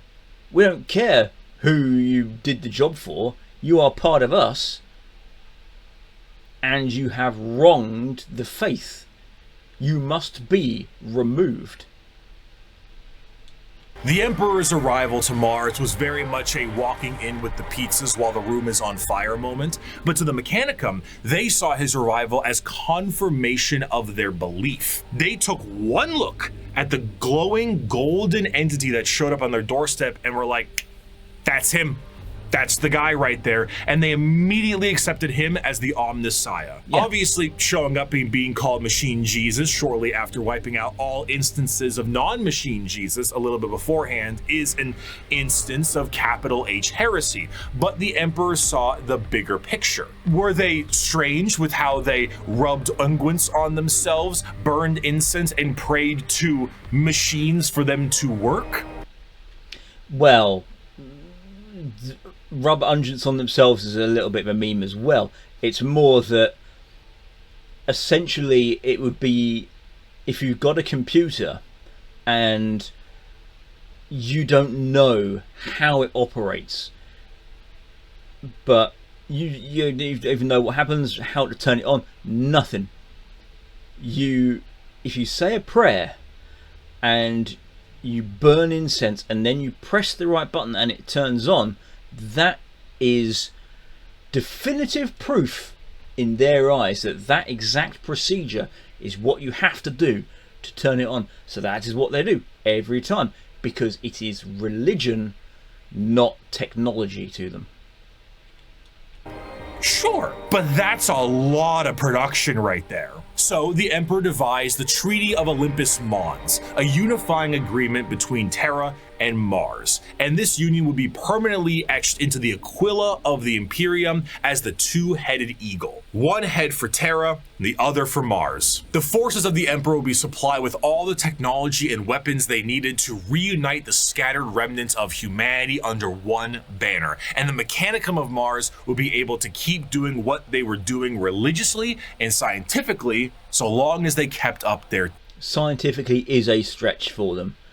Religiously, as a matter of dogma and a matter of routine, yes. You build a gun the same way over and over and over and over again, because that is what the holy words say you do. You do not build a gun over and over and over again and then look at the production line and going, you know what, we tweak this here, tweak that there, we can have a better one. That's not what the scriptures say. Tithes. This tithe meant total quality control over all technology in the Imperium. Is it a big spaceship? AdMech take care of that. Tanks? AdMech take care of that. The literal bullets in a gun? You guessed it. But unlike the factories of today, the forge worlds of Mars and the creations of the Mechanicum are a bit of a different experience altogether. Instead of a factory on a random given world, the entirety of the planet's surface is dedicated to manufacturing. But that's a little tricky, isn't it? Considering that the usage of silica animus, or AI, is a big no-no, and basically the largest affront to their divine machine god possible. Fortunately, there's a really neat alternative that they've come up with, and that's called a servitor. Oh boy, servitors. Those who have wronged the faith. Although sometimes they'll say, oh no, they're not totally not people who have wronged the faith. They're just vat grown. But no, those who have wronged the faith get their minds stripped and their bodies remade into something that will serve the faith again. Incredible devices that can do anything from manufacturing, maintenance, basic door operation, even just float around like a helpful little drone. It's an extremely easy process too. All you need to do is take a human who is dying or preferably an enemy of the state, most likely that one, yes, and lobotomize them. And then reprogram their brains to do exactly what they tell you. They even got little baby versions of them. Yay! So now you can rest easy knowing that the entirety of the Imperium, because they outlaw AI and learning new tech is heresy, is run on lobotomized slaves. Whether they deserve it or not is unimportant, and whether they can still keep their consciousness trapped in their own minds is another thing entirely.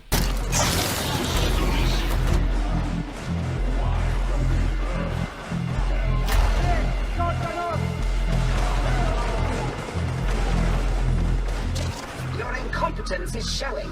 An excerpt from the Servitor Creation Factories. Naked human beings were standing in a switch-packed line between high fences. The Manufactorum produced servitors, but it was more akin to an abattoir than a workshop.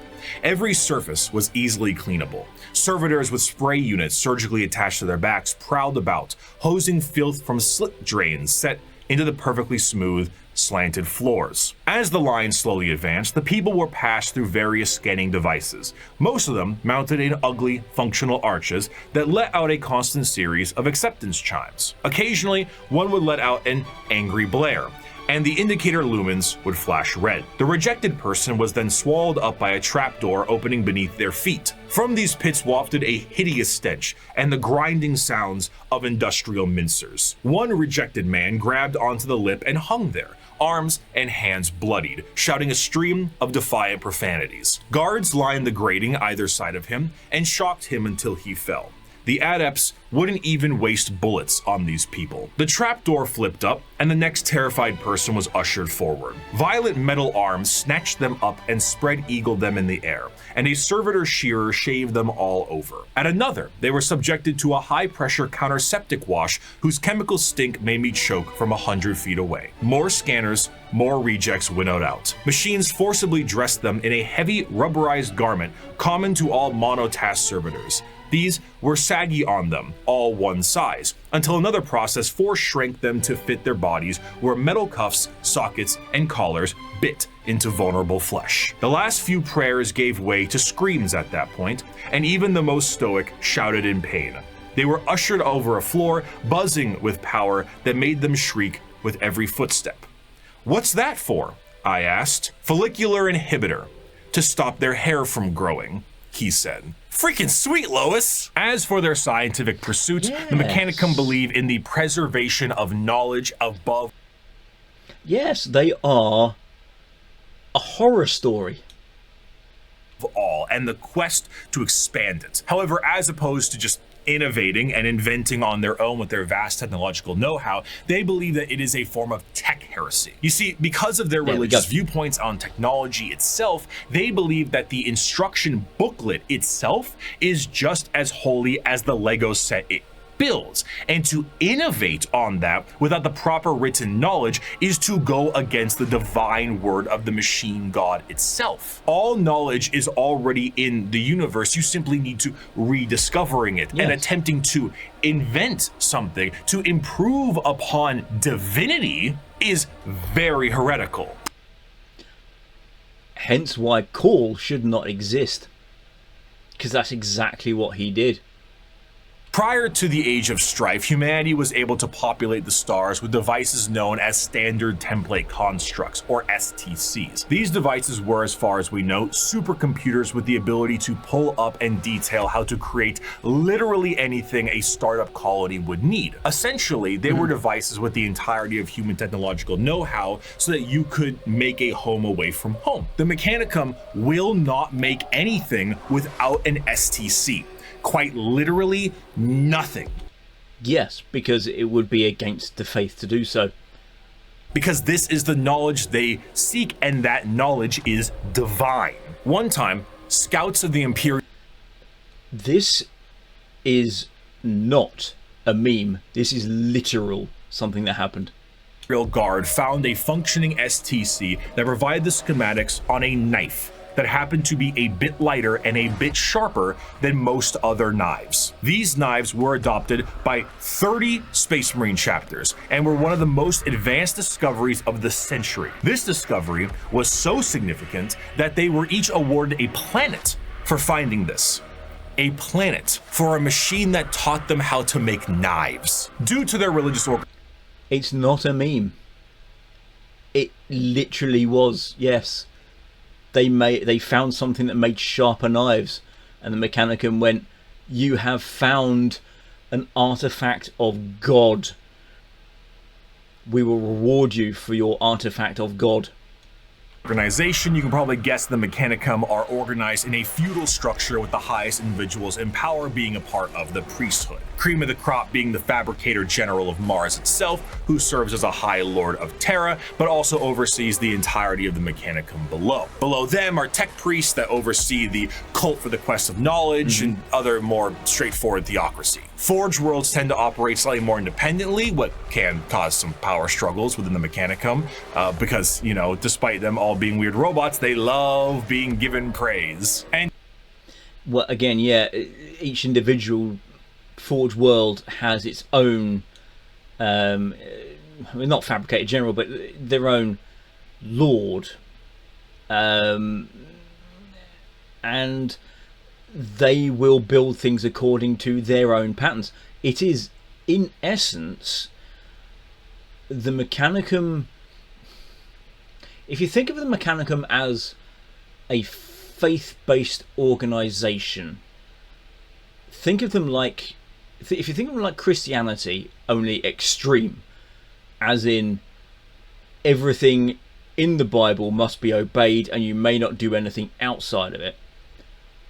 Each individual Forge world is, in essence, its own take on that Bible. It's their own version of it. It's still the same core, but each individual one is slightly different, which is why slightly different technology exists and looks different in different places. So the Imperial Guard have got different marks of lasgun. You've got different styles of bolt gun for the Space Marines. It's because they have all come from essentially different worlds. And despite being the manufacturing end of the Imperium, they do actually have their own military forces. They have the Skitarii Private Army and all their various 1920s Martian-style mechanisms like Doom Crawlers, Castellan robots. Yeah, totally not an AI, by the way. Totally not an AI. It's a shackled. It's programmed. And as I understand it, I never used them, but in the very, very early days, when you used these on the tabletop, you actually had to use an if and then programming structure written out or used cards in order to determine what Imperial robots would do. And of course, the Titan Legions, because nothing is cooler than a robot that towers over buildings. They are hugely impractical and would not function at all due to the sheer amount of weight on those feet, and they would sink on pretty much any world they were deployed on. But they look cool. Ultimately, their very dogmatic view on technology as a whole has resulted in any innovation becoming absent, thus causing the Imperium to stagnate as a whole. The lack of ambition to create anything new and the wholesale murder of anyone who even tries leads to things becoming derelict. I grow weary of this flesh I was born into, strangely disgusted by its nature.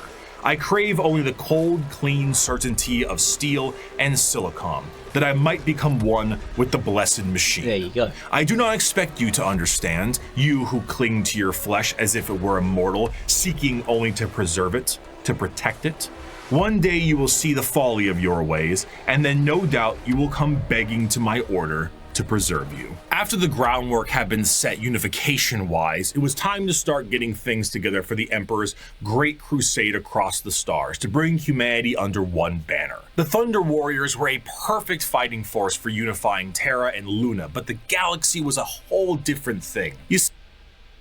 And like I said earlier, they had served their purpose, and the Emperor doesn't want anything excess. Once it's served its purpose, it can be gotten rid of. See, these warriors weren't soldiers in the eyes of the Emperor. They were tools, extremely blunt tools, used for the fast conquest of Terra. As the Emperor was concerned, the tools you use at home aren't the same ones you take on a road trip. So the Emperor rid himself of his tools in the exact manner you think he did, and he went forward to crafting a brand new tool. One more mobile, more efficient, and ready for his next era of conquest. And as mentioned before, this is one of the things that led to the heresy. If the Emperor crafts a tool and then discards it in favour of a newer, shinier tool in order to then use against others, what happens when that tool no longer has a function? They shall be my finest warriors, these men who give of themselves to me. Like clay, I shall mold them, and in the furnace of war forge them. They will be of iron will and steely muscle. In great armor shall I clad them, and with the mightiest guns will they be armed. They will be untouched by plague or disease. No sickness will blight them. They will have tactics, strategies, and machines so that no foe can best them in battle. They will be my bulwark against the terror. They are the defenders of humanity. They are my soul. And then Call made better ones, and everybody just accepted it.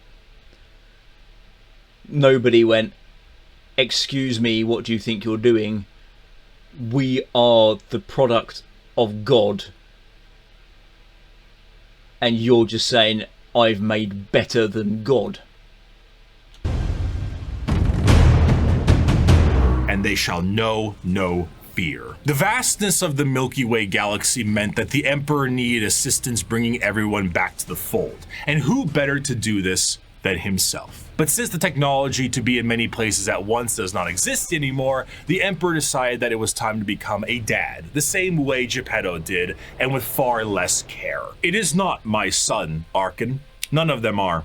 They are warlords, generals, tools bred to serve a purpose, just as legions were bred to serve a purpose. What a dad. The Primarch project was started to create charismatic and unique leaders in the Imperial military. The diversity of these eventual leaders meant that each one could be specialized for certain circumstances across the galaxy. Funnily enough, they were made from his own DNA. Yet some of them look vastly different to others, which brings into question exactly what the Emperor's DNA actually is. And why the White Scars look Mongolian and the Blood Angels are all pale, and you know, it's like, why do they look different if they're all made from the same man's DNA? Because this is before they put women in it, and when women helped him do it. It was all him originally. He designed and used his own DNA to grow himself, and then Games Workshop went in there, and it was like, did that enhance the story? Did it make it better?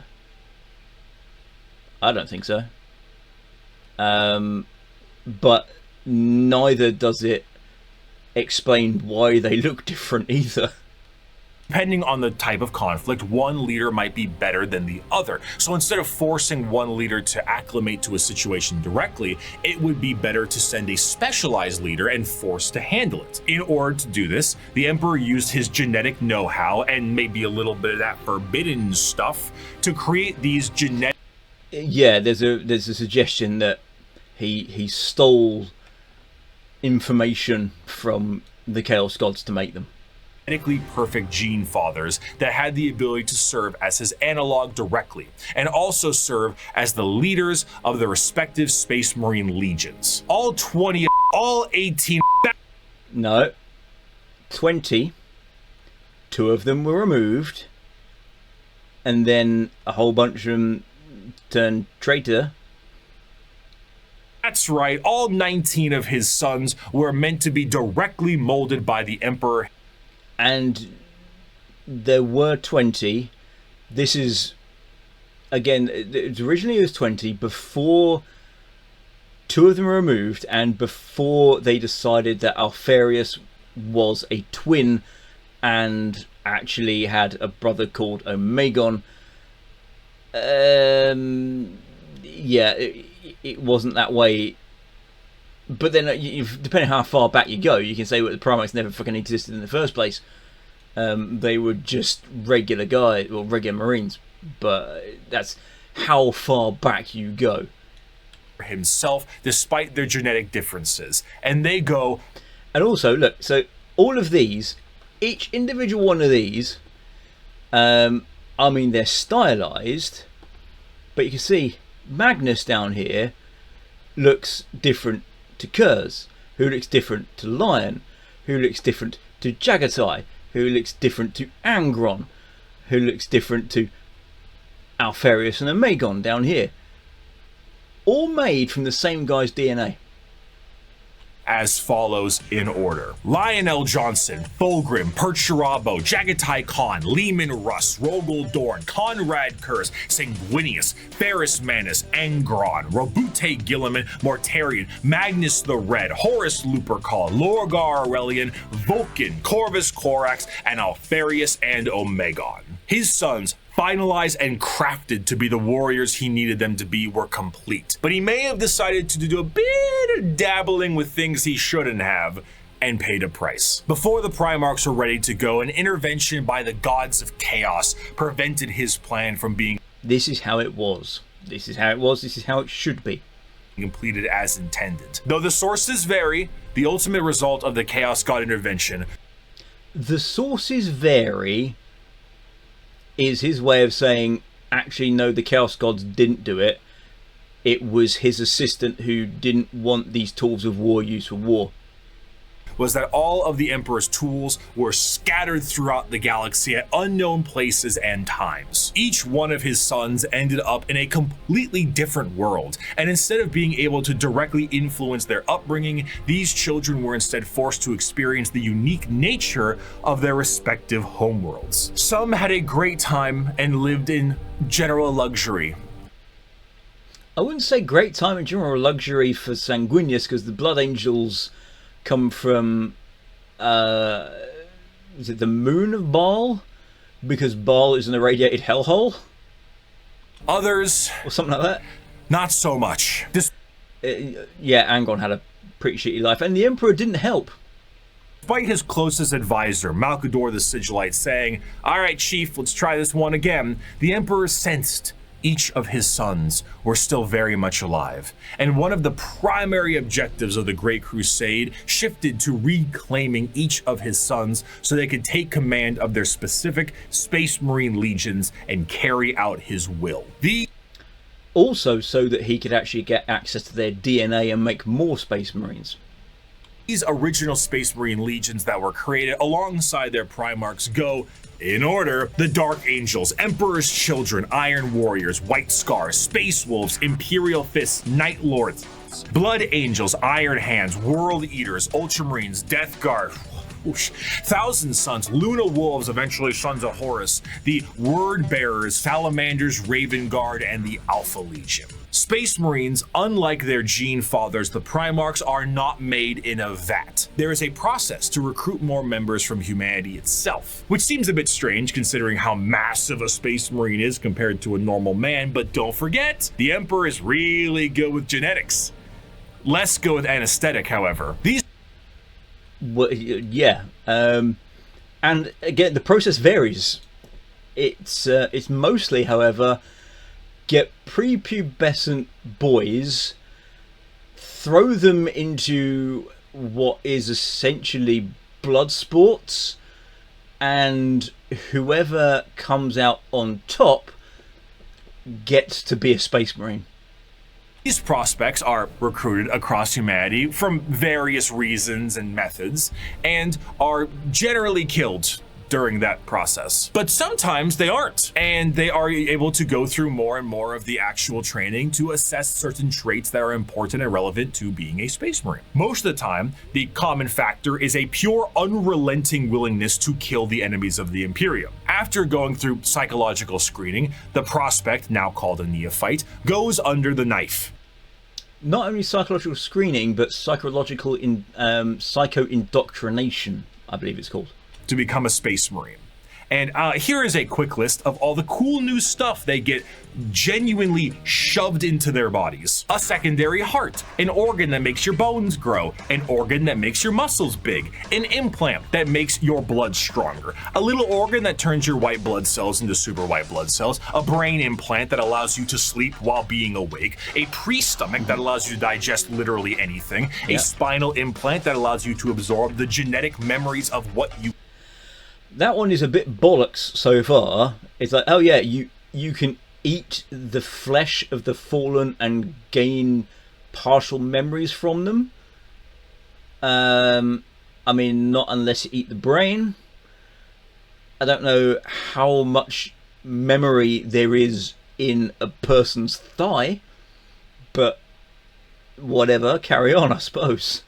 You eat bigger and better lungs that can let you breathe underwater, an implant that gives you stronger eyes, new ears.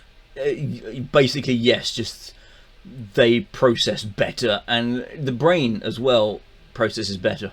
That keep you from being dizzy, a brain implant that lets you go into suspended animation if you're in a bad shape, skin that acts like transition glasses, I almost got it in one take. I mean, yes, it's a melanin implant.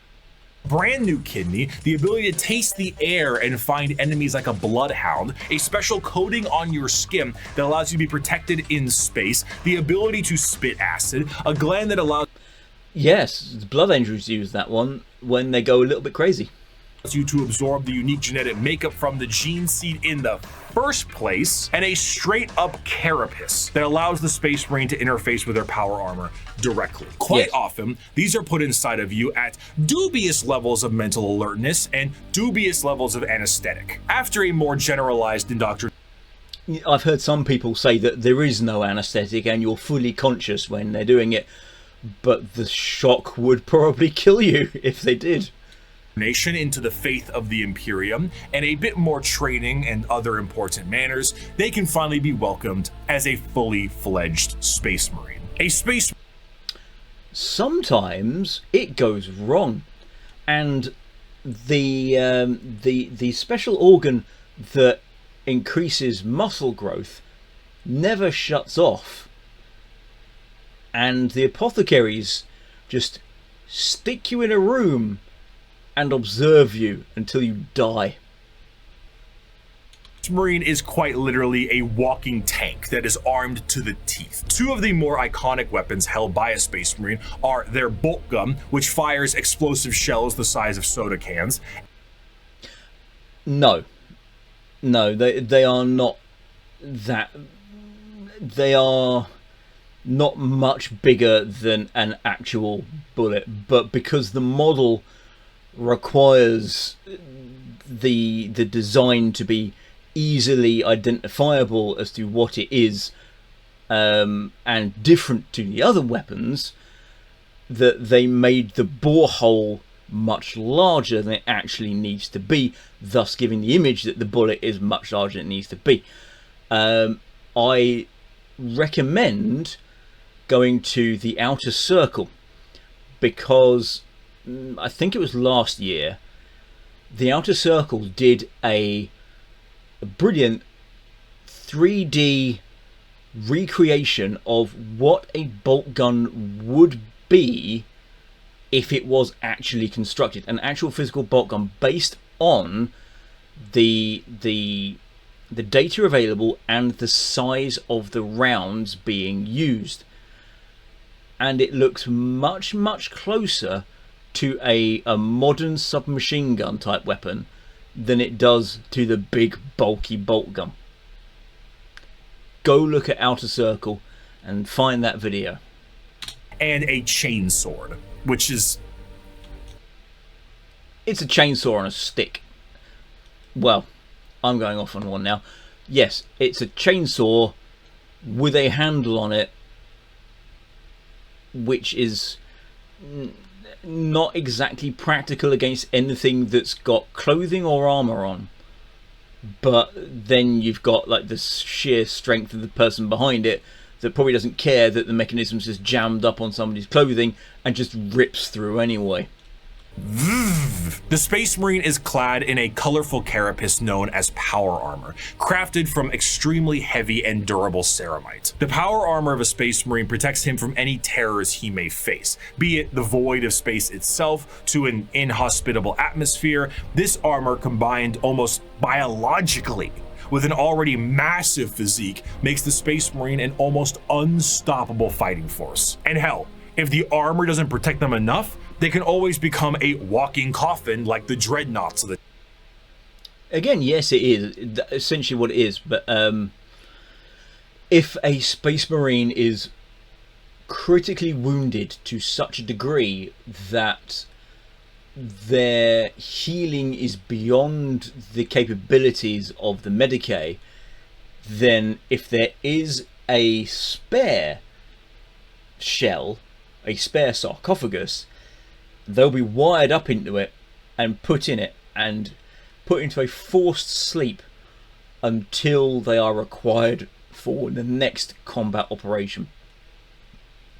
The chapters are. What truly adds to it all, however, is the sheer difference in some of them. While a Space Marine in its own right is an indoctrinated freight train on legs, how they act can be quite different from chapter to chapter. The gene seed of a Primarch is not just helping them become big and strong, but allows them to gain certain traits from their forefathers. Everything from how they think to even slightly adjusting their physical appearance once it's been implanted, the gene seed can be the personality of an entire Space Marine. Take the Salamanders, for example.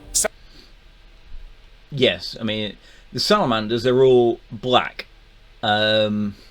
Literal black. Not, I mean, like my model kind of black. You know, I'm not talking about somebody of African descent. I mean, literally black.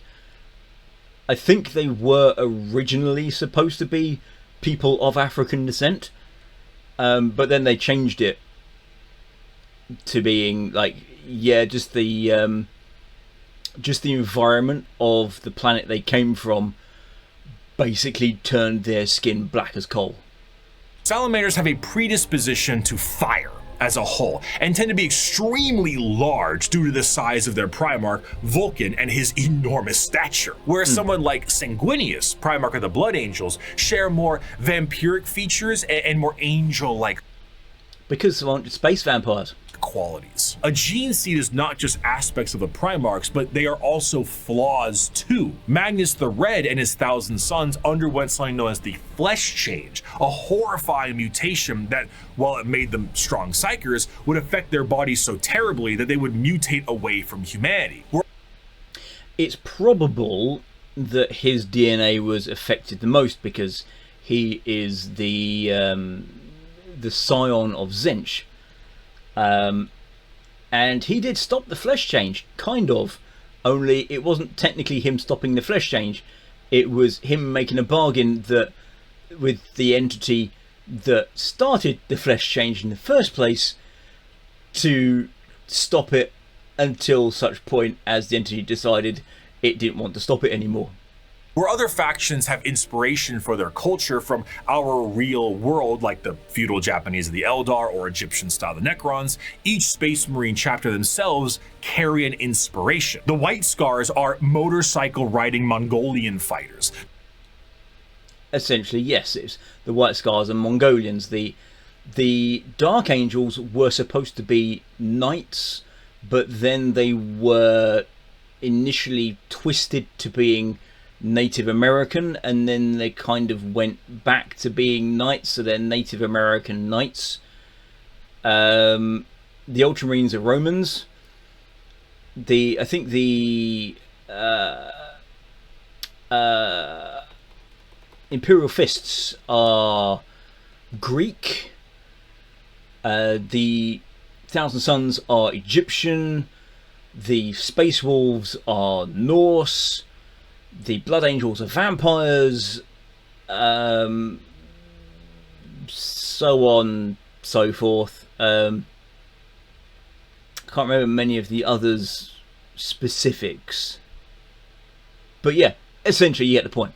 These space wolves are Norse Vikings. The Dark Angels are Knights of the Round Table, and so on. This moves into their fighting style, and truthfully, there is no end to the characters and options when it comes to the Space Marines. Space Marines are the main symbol you see, and while many of them can be simply indoctrinated warriors who only care about conflict and can be quite boring. I mean, they're closer to being a cross between knights and monks in space, kinda. Then you meet Dante, or Bjorn, or Argel Tal, or Karn, or Lucius, or Erebus. And then you discover the wealth of these characters and tools of war you can have. For 1100 years, I have fought and I have seen the darkness in our galaxy.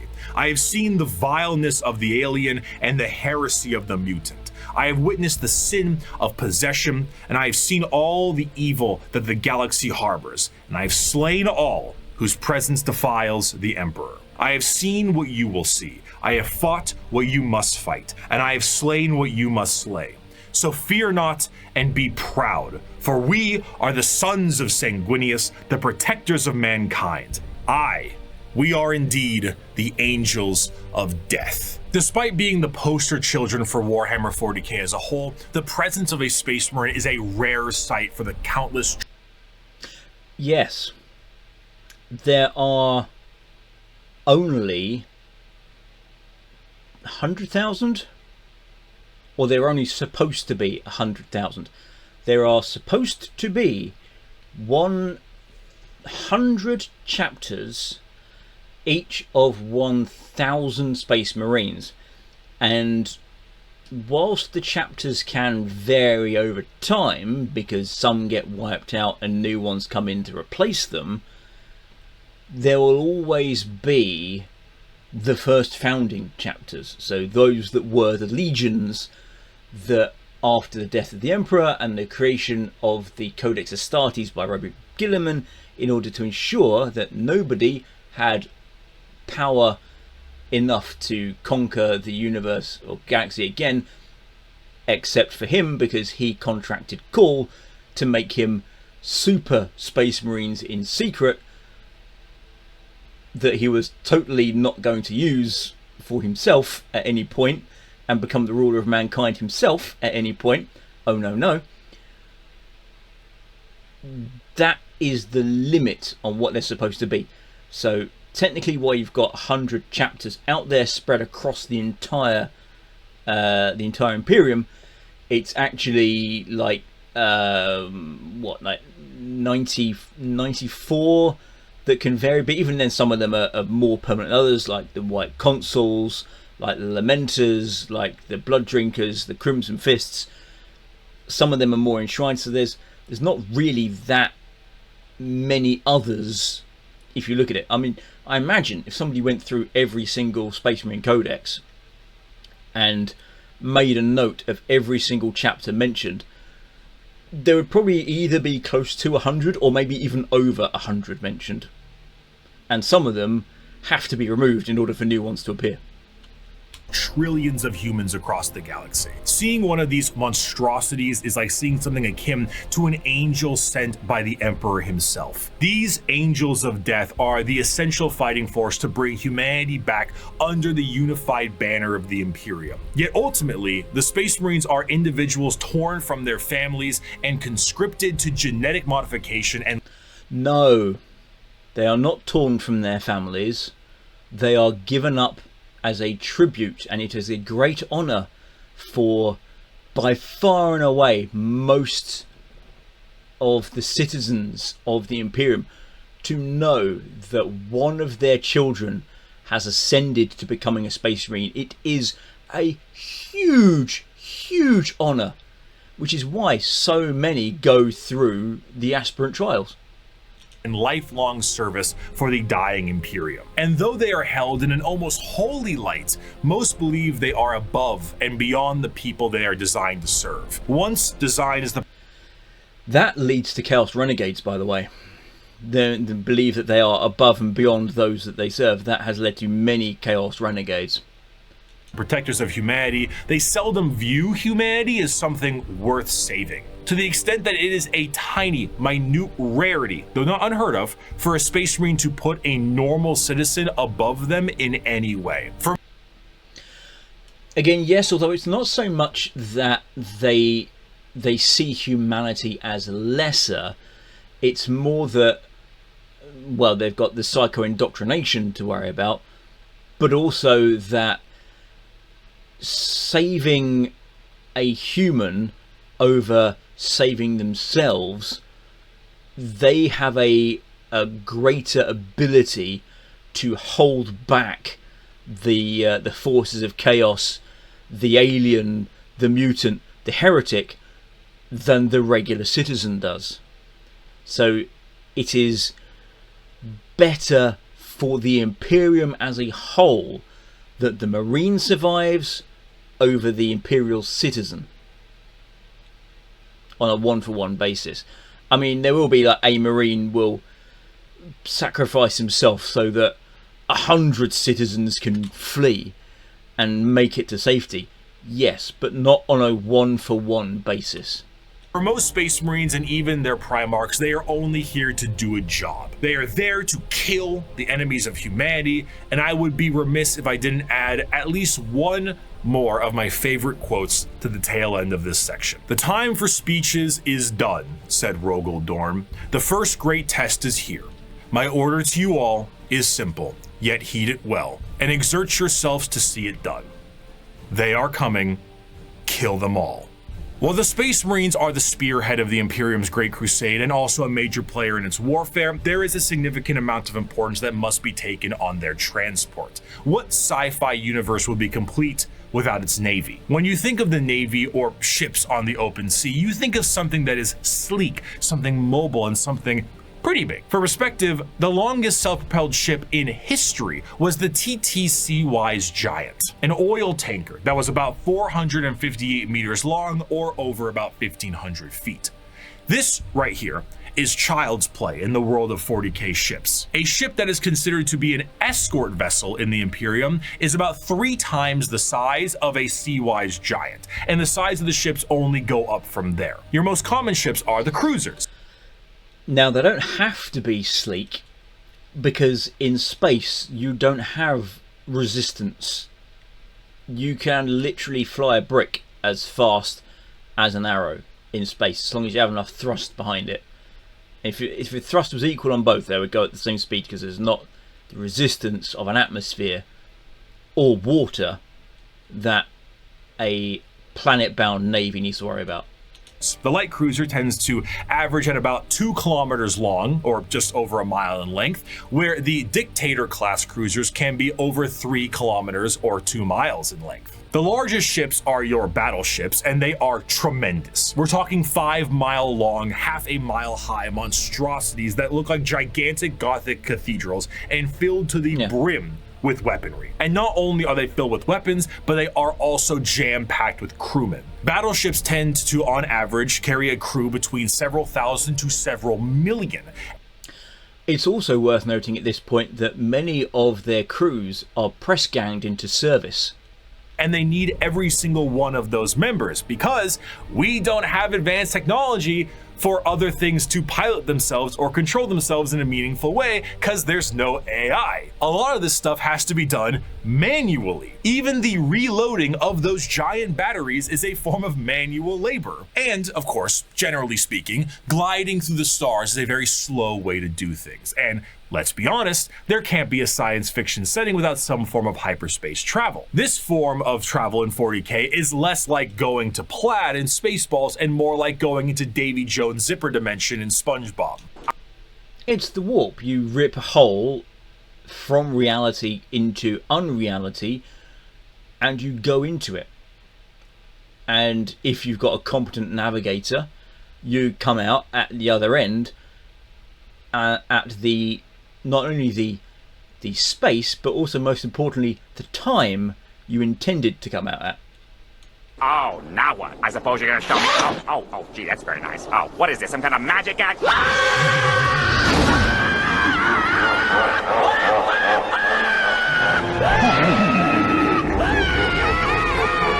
This is because it utilizes the immaterial warp to do so. Warp travel is handled by a navigator, which is an abhuman. It's a mutated human, don't worry about it. And they have a gene that gives them a third eye and the ability to help steer the ship through the warp, which, as we know, is hell itself and unreality. Now, and as previously mentioned, was basically taken from Dune with their spice navigators. This might sound exceptionally dangerous, and that's because it is. Now, the ship does have protection in the form of a Geller field, though. Originally, I assumed the Geller field is what you think it is, a large force field stopping all manner of horrible things, like demons from the warp tearing. Well, it was changed again, I think recently, but it was, in essence, a bubble of reality that the ship is surrounded with, which prevents anything from unreality entering, because unreality cannot exist within reality, and if reality that was unprotected existed within unreality, it would fall apart very quickly and be subject to the whims of chaos. So they have a bubble of reality around which stops anything from the immaterium manifesting on board, but you can still see out. And you can still look through a window and see the warp and probably go insane. Apart your ship. How? Also, this is Dune, not Dune Part 1 or Dune Part 2. This is, what is it, Jodorowsky's Dune? It's just called Dune. It's a great movie. Go watch it. I'm telling you, after you've gone to the Outer Circle, go and watch the original Dune. Because yes, it's got kind of janky CGI like this in, but it's a good film. Wrong I was, though. So space travel through the warp basically involves riding on the Sea of Souls. Hell is real and you can surf on it. So you allow the current to carry you and the navigator to direct. But how can a current of souls and unreality carry you when it doesn't obey the laws of physics, time, or, again, reality? What a Geller field is not a force field, but a comatose Imperial Psyker dreaming of... Yes, they've changed it. It used to be a generated bubble of reality. So ignore the comatose. That's bollocks. It's a generated bubble of reality around your ship. Reality. It is not a bubble. It is a force of reality being projected by mutant Sleeping Beauty to counteract the unreality of the warp that you can then surf on. This, of course, is not a foolproof method of travel, and Geller fields can and do collapse fairly regularly. Being subjected to the warp itself without this Geller field is a terrifying prospect. In the best case scenario, your ship will be torn to shreds. But there are countless instances of ships being thrown out of the warp randomly throughout time itself.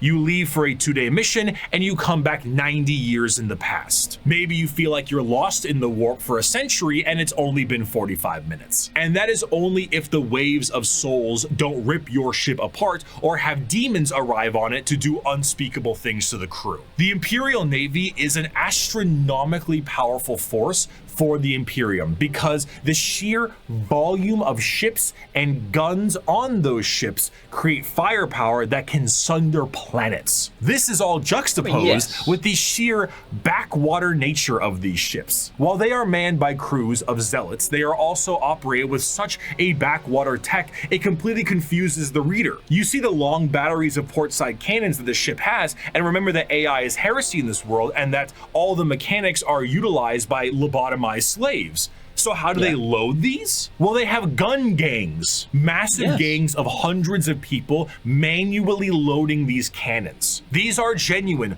gun loader gangs that get into gang wars and squabbles. On the ship's bridge, you may find the captain himself hardwired directly into the ship's chair permanently to control it the best they can. Giant screens of hololith data fill the room, and sensors across the ship are just as likely to tell you information as a serf running up to you with a scroll of parchment is. You reach to a microphone to shout orders down a hallway as paper readouts tell you information of the enemy, and holy sigils and candlelit incense burners gleam your next move. While the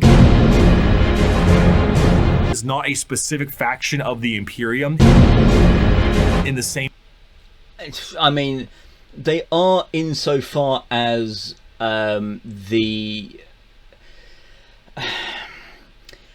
after the heresy, it was decided that, as you know, as Robert Gilliman said, nobody should have enough power to conquer everything. So the Imperial Army and the Imperial Navy were split apart and removed. And you know, the Space Marines were also split. So what was essentially one group, so the Navy, the Marines and the Army were one faction. It was after that that they were split apart, and so technically they did become their own thing, but the Navy doesn't really have any ability to do anything on land. They are literally just the guys in the spaceships with fighters and bombers. That's the Navy. And in order for anything to happen, the Navy has to operate with both the Army and the Marines. This wasn't until Battlefleet Gothic came along and the Marines got their own battle barges and strike cruisers. Now the Marines can do whatever they like without the need of the Navy. Same sense and format of this video. I think it was like that way anyway. They might have had it before, but that's the first time I can remember having it. It is what shepherds around the entirety of its armed forces. Every Space Marine Primarch had a flagship, and every strike cruiser and battle barge has a story to tell. But if there is a single thing that the Shield of the Navy does the best, it is to help support and supply the monumental forces of the Imperium. It's because it's their job. The hammer of the Emperor himself, the uncountable men and women of the... Yes! And it is the Imperial Guard, not the Astra Militarum. Fuck you! It is the Imperial Guard. You are in the Guard, boy! I don't care if these things have adapted to resist our las guns. If we can't kill them with our rifles, then we'll kill them with heavy bolters. And if we can't kill them with heavy weapons, we'll use grenades. And if grenades don't work, then we'll fight them with our swords and our knives and our bare hands. We'll drown them in our blood. That's what it means to be a soldier of the Imperial Guard. Now follow me. Charge! I highly suggest getting your hands on a copy of the Imperial Infantryman's Uplifting Primer. It is amazing for giving you the indoctrinated worldview of a first timer in the Guard.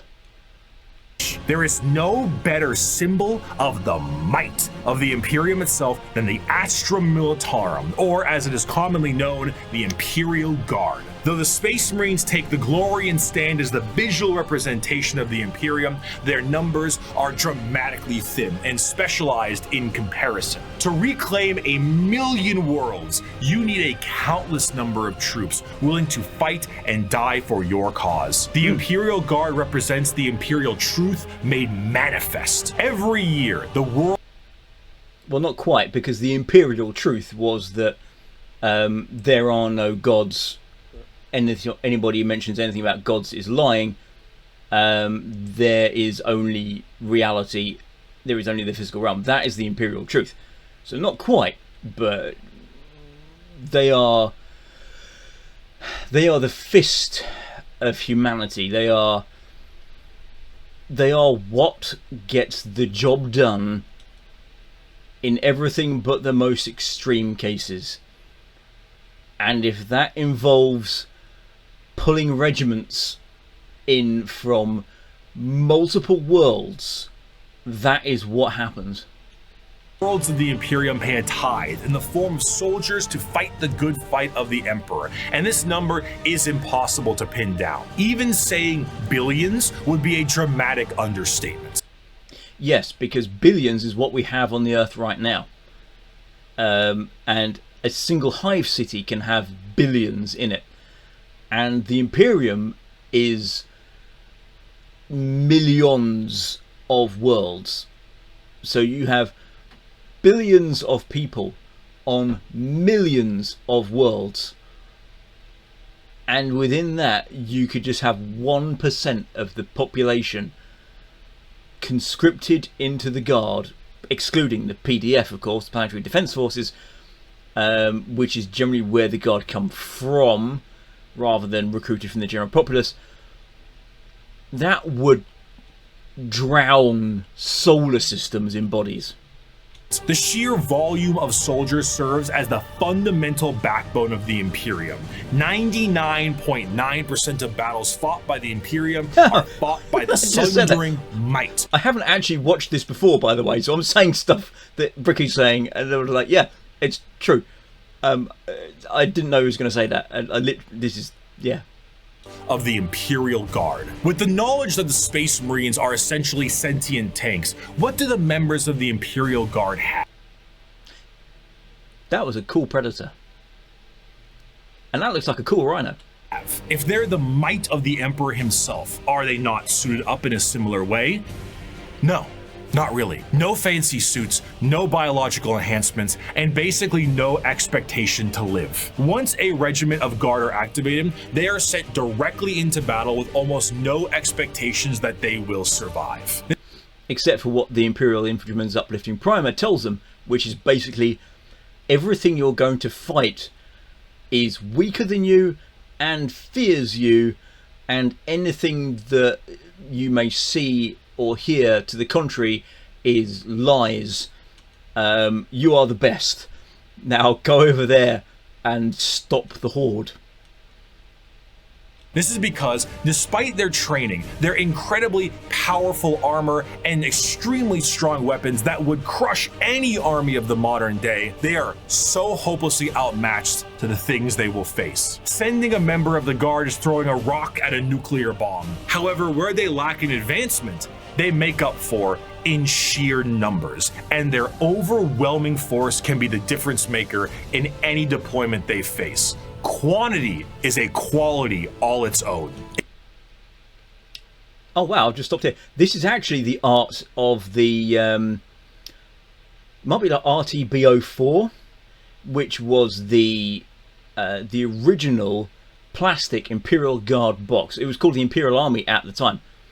And yes, these are the original design of the Imperial Guard, not Cadians. These are the Imperial Army. And the Cadian design was developed from this, but this is them. And I was going to say that yes, the whole thing about the wave after wave, most do that. Some are more specialised than others, and the one that is the most effective at doing that are the Valhallan Ice Warriors. Specifically, any Valhallan Ice Warrior unit run by Zhukov. Because the Valhallan Ice Warriors were designed based on Soviet-Russian propaganda, essentially. Which is like, oh, they just use human wave tactics. And yes, that's what Zhukov's Ice Warriors do. They live literally the next wave, send in the next wave. And there used to be a special rule for that character that whenever you had Valhallan Ice Warriors on the field, if a unit got wiped out, you just sent in the next wave and you put the unit right back on the field again and you put them forward. I think it might have been conscripts only that it worked for, but essentially it was just like, yeah, just make an army of conscripts and you've wiped out half my army. Well, guess what? Next turn, they're all coming back. Board edge, march forward. If they do happen to survive, they will be sent to the next battle and so on. Seldom do members of the Astra Militarum get old or retire, and those that do are truly to be feared. There's an old saying that the average lifespan of a guardsman is about 15 hours from deployment, and considering the sheer number of guardsmen out there in any given battle, that number is probably accurate. When several million of your pool of guardsmen die with... This is essentially the proto-Cadian design here. So this is what came after the Imperial Army. So you got these, and I think this is again Codex cover art, or appeared as Codex cover art.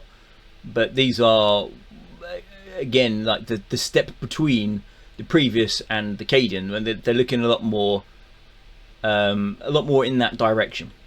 within the first few hours of combat because the orcs threw a moon at you. Well, an asteroid maybe, because they pilot those and hollow them out and put rockets on them and launch them at planets, but yeah. It can really screw the numbers. The soldiers of the Guard are conscripted and trained on an incredible number of worlds in the Imperial, and these worlds can impact their training and their combat style directly. The most famous visually are the Cadian shock troops. Cadia fell. I don't give a shit what people say. Yes, the planet broke before the Guard did, but the Guard still broke. The Guard did not hold Chaos back. It doesn't matter that the planet wasn't there. They failed. And the whole thing of Games Workshop saying, oh, most units are patterned after the Cadians, and the Cadians, they still exist. They got apparently they got given a new planet and got to name it Cadia or something.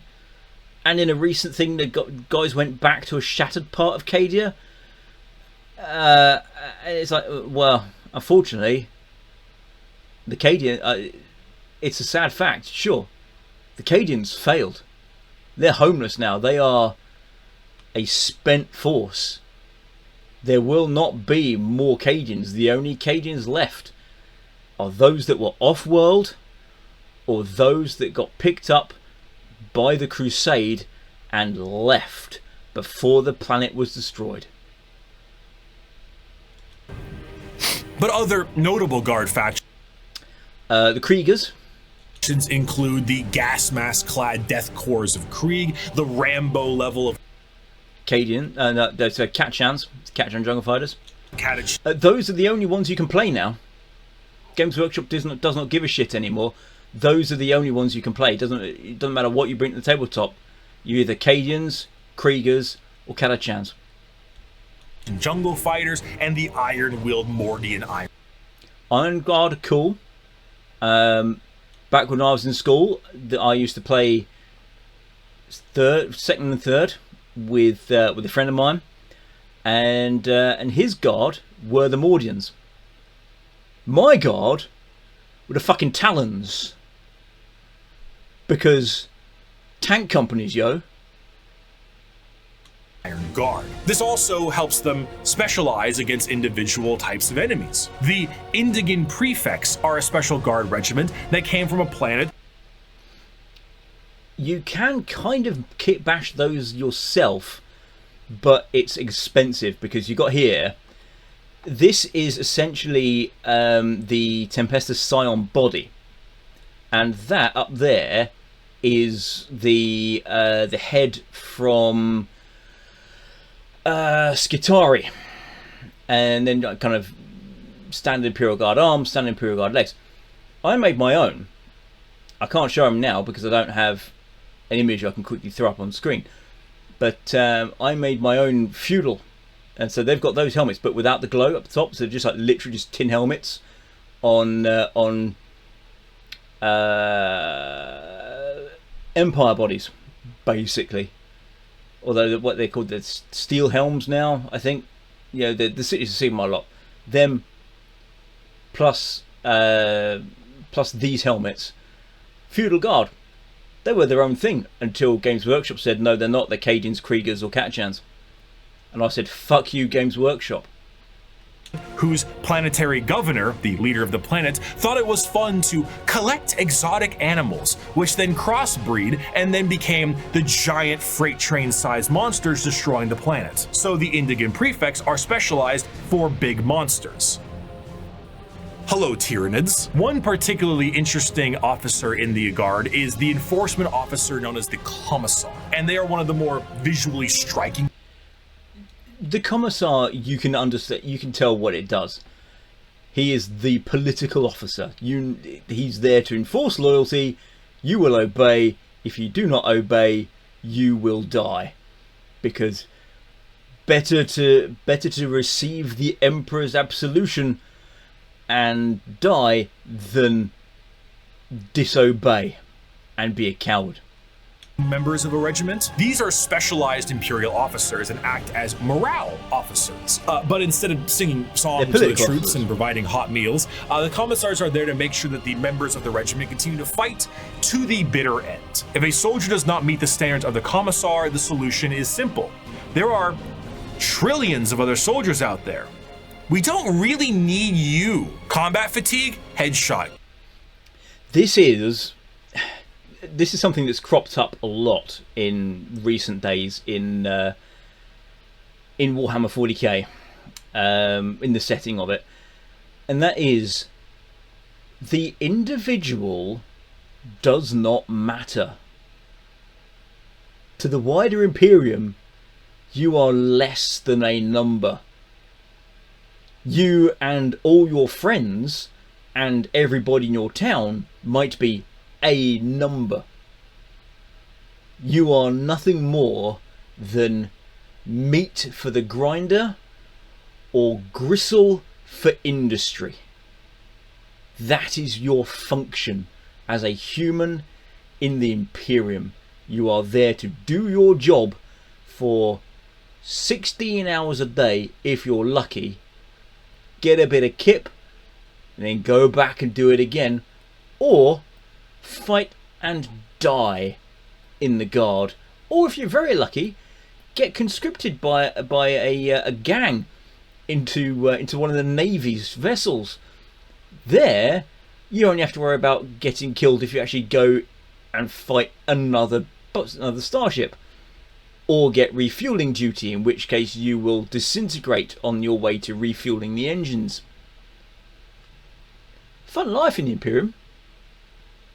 Nobody gives a shit. Concerns about the conflict? Headshot. Fleeing the battlefield? You bet that's a headshot. Considering that these officers tend to be outside of their regiment, feelings on them can be mixed. Colonel Commissar in fairness, certain commissars, like the esteemed Ibram Gaunt or Caiaphas Cain, tend to do a bit better with the whole people talking part. Because if, say, you were trying to tell a beefed up Catachan jungle fighter what to do, you might take a mysterious leave of absence inside a carnivorous plant. But no matter what I say, I don't think I can truly convey the sheer might of the Imperial Guard, so I'm gonna get a visual aid. Let's take a look at this image right here, right? This is the cover of the 9th edition Codex for the Astra Militarum, the official cover art. Your eyes may be drawn to the dark and brutal looks of some of the main members on the front and the gigantic orc they are attacking, but zoom out a little bit. There is no floor. There is only people, and behind those people are tanks, and behind those tanks are flying artillery shells. There are 2 enormous transport ships in the sky, and their ramps are down, and on their ramps are more people. Oh, yeah, the Imperium is described as having a million worlds. A million worlds. And each one of them gives soldiers to the Imperial Guard for the tithe. On a given battlefield, in a given fight, foot soldiers number in the millions, tanks in the tens of thousands, and you have enough artillery to turn the night sky day. You have walkers and APCs and aircraft and horse cavalry and tanks the size of apartment buildings. You have drop troops and spec ops and rattling snipers and gigantic ogrids that can't count to 4, but they can turn you into 4 pieces. And again, it's a meme, but yes, it's true. The ogrids are dumb as shit. They're again, the fantasy ogres put into sci-fi, and they are dumb as bricks, but they are very, very good as battering rams.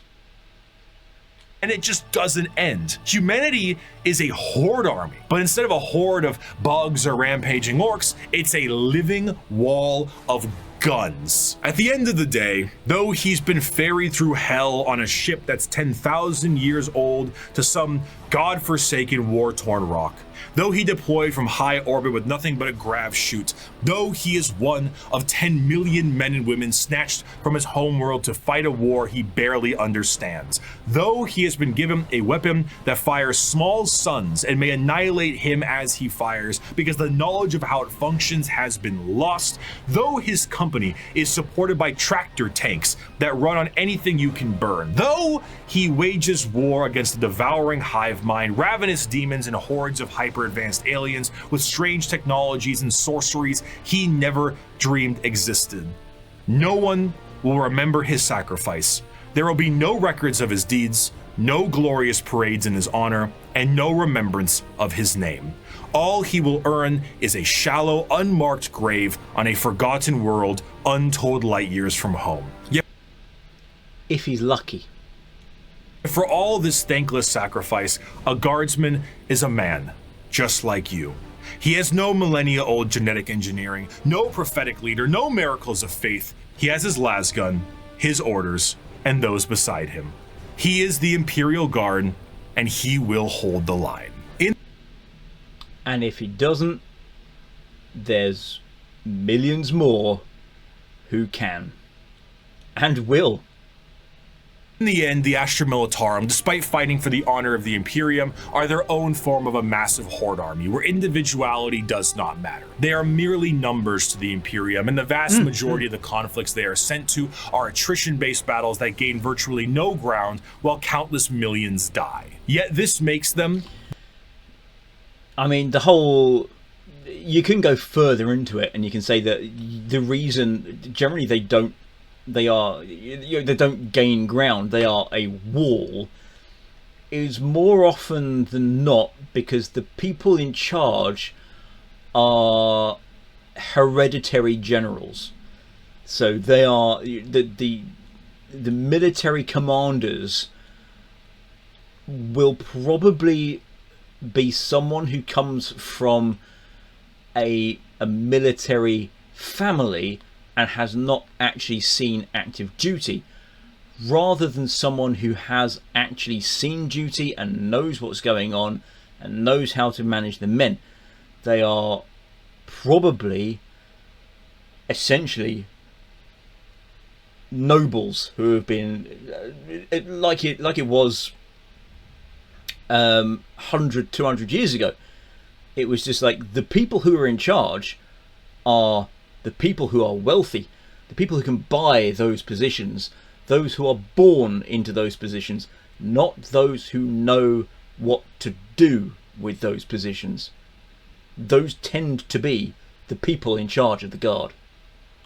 the most human. For the Imperial Guard contains normal people, people who are happy and sad, people who laugh and love, and in there are stories, because there is strength in facing the horrors of the universe head on with nothing but a rifle in your hands and a prayer on your lips. Armed with an innumerable amount of Imperial soldiers and Space Marines, the Navy begins its great crusade into the stars to rescue the stranded Primarchs and reunite them to their legions. But the biggest question needed to be asked was, what would they find? The age of strife lasted for thousands of years. If a civilization was still alive out there in the galaxy, what would they be like? The technological advancements of humanity prior to and during the Dark Age technology was unfathomable. It allowed them to spread through the galaxy with ease and allowed them to settle once inhospitable planets. These branches of humanity were provided with the vast knowledge of human creations and were given gigantic machines to make arduous labor and ease.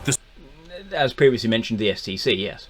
Spreading of these massive colony ships was known as the Long March, and these ships would be retrofitted into settlements upon arrival to their new homes. Accompanying them were... Sometimes that didn't work out, as was the case with Catachan, where the ship arrived and they saw it, because all previous scans said, oh, this is a wonderful, verdant, fertile world. This would be perfect. Look at all the green everywhere. This is perfect place for landing. And then they landed, and then they found out that all that green was carnivorous, and they went, oh shit, we can't take off again. Were the gigantic pieces of farm equipment that served multiple purposes and the specialized pilots that could maintain them. They were not only able to tend the fields and do labor, but when interstellar communication was cut off, they also did a great job of protecting the colonists against both threats demonic and alien. Because of the significance of these machines, those that could pilot them were powerful enough to be considered leaders, and the upkeep and preservation of the machines and the lineage of those who could pilot them was imperative. These machines, over the thousands of years, would eventually be known as the Imperial Knights, okay, yeah. He must be humble of heart, strong of arm, be savage in war, loyal to hearth, and follow deeds of glory. He must keep honor with all, banish cowardice from his doings, and bring his house no shame. He must serve the emperor and defend the Imperium, thus should a knight rule himself. Basically, yes, they are about as close as you can get to just literal knights in 40k. Instead of steeds, they've got mecha, and that's it. It's like they are noble-born mecha pilots. The Age of Strife caused these colonized worlds to be cut off from the Imperium, and the reversion of these worlds resulted in the reverence for this farm equipment turned feudal, and the leadership that controlled the devices became viewed as a noble hierarchy. During the Age of Strife, exploratory fleets from Mars found plenty of these worlds, and it seemed the majority of them reverted to a similar state. Like King Arthur seeing Merlin himself, these feudal worlds welcomed the tech priests of Mars with open arms. The mutual relationship between the Admech and the nobility was beneficial. The Admech were able to secure more worlds for mining resources and potentially long-lost STC information. Any planet that the Admech says we will have mining rights on that world is going to be fucked. It's going to turn into an industrial nightmare because the Admech do not care. They're just there for the resources.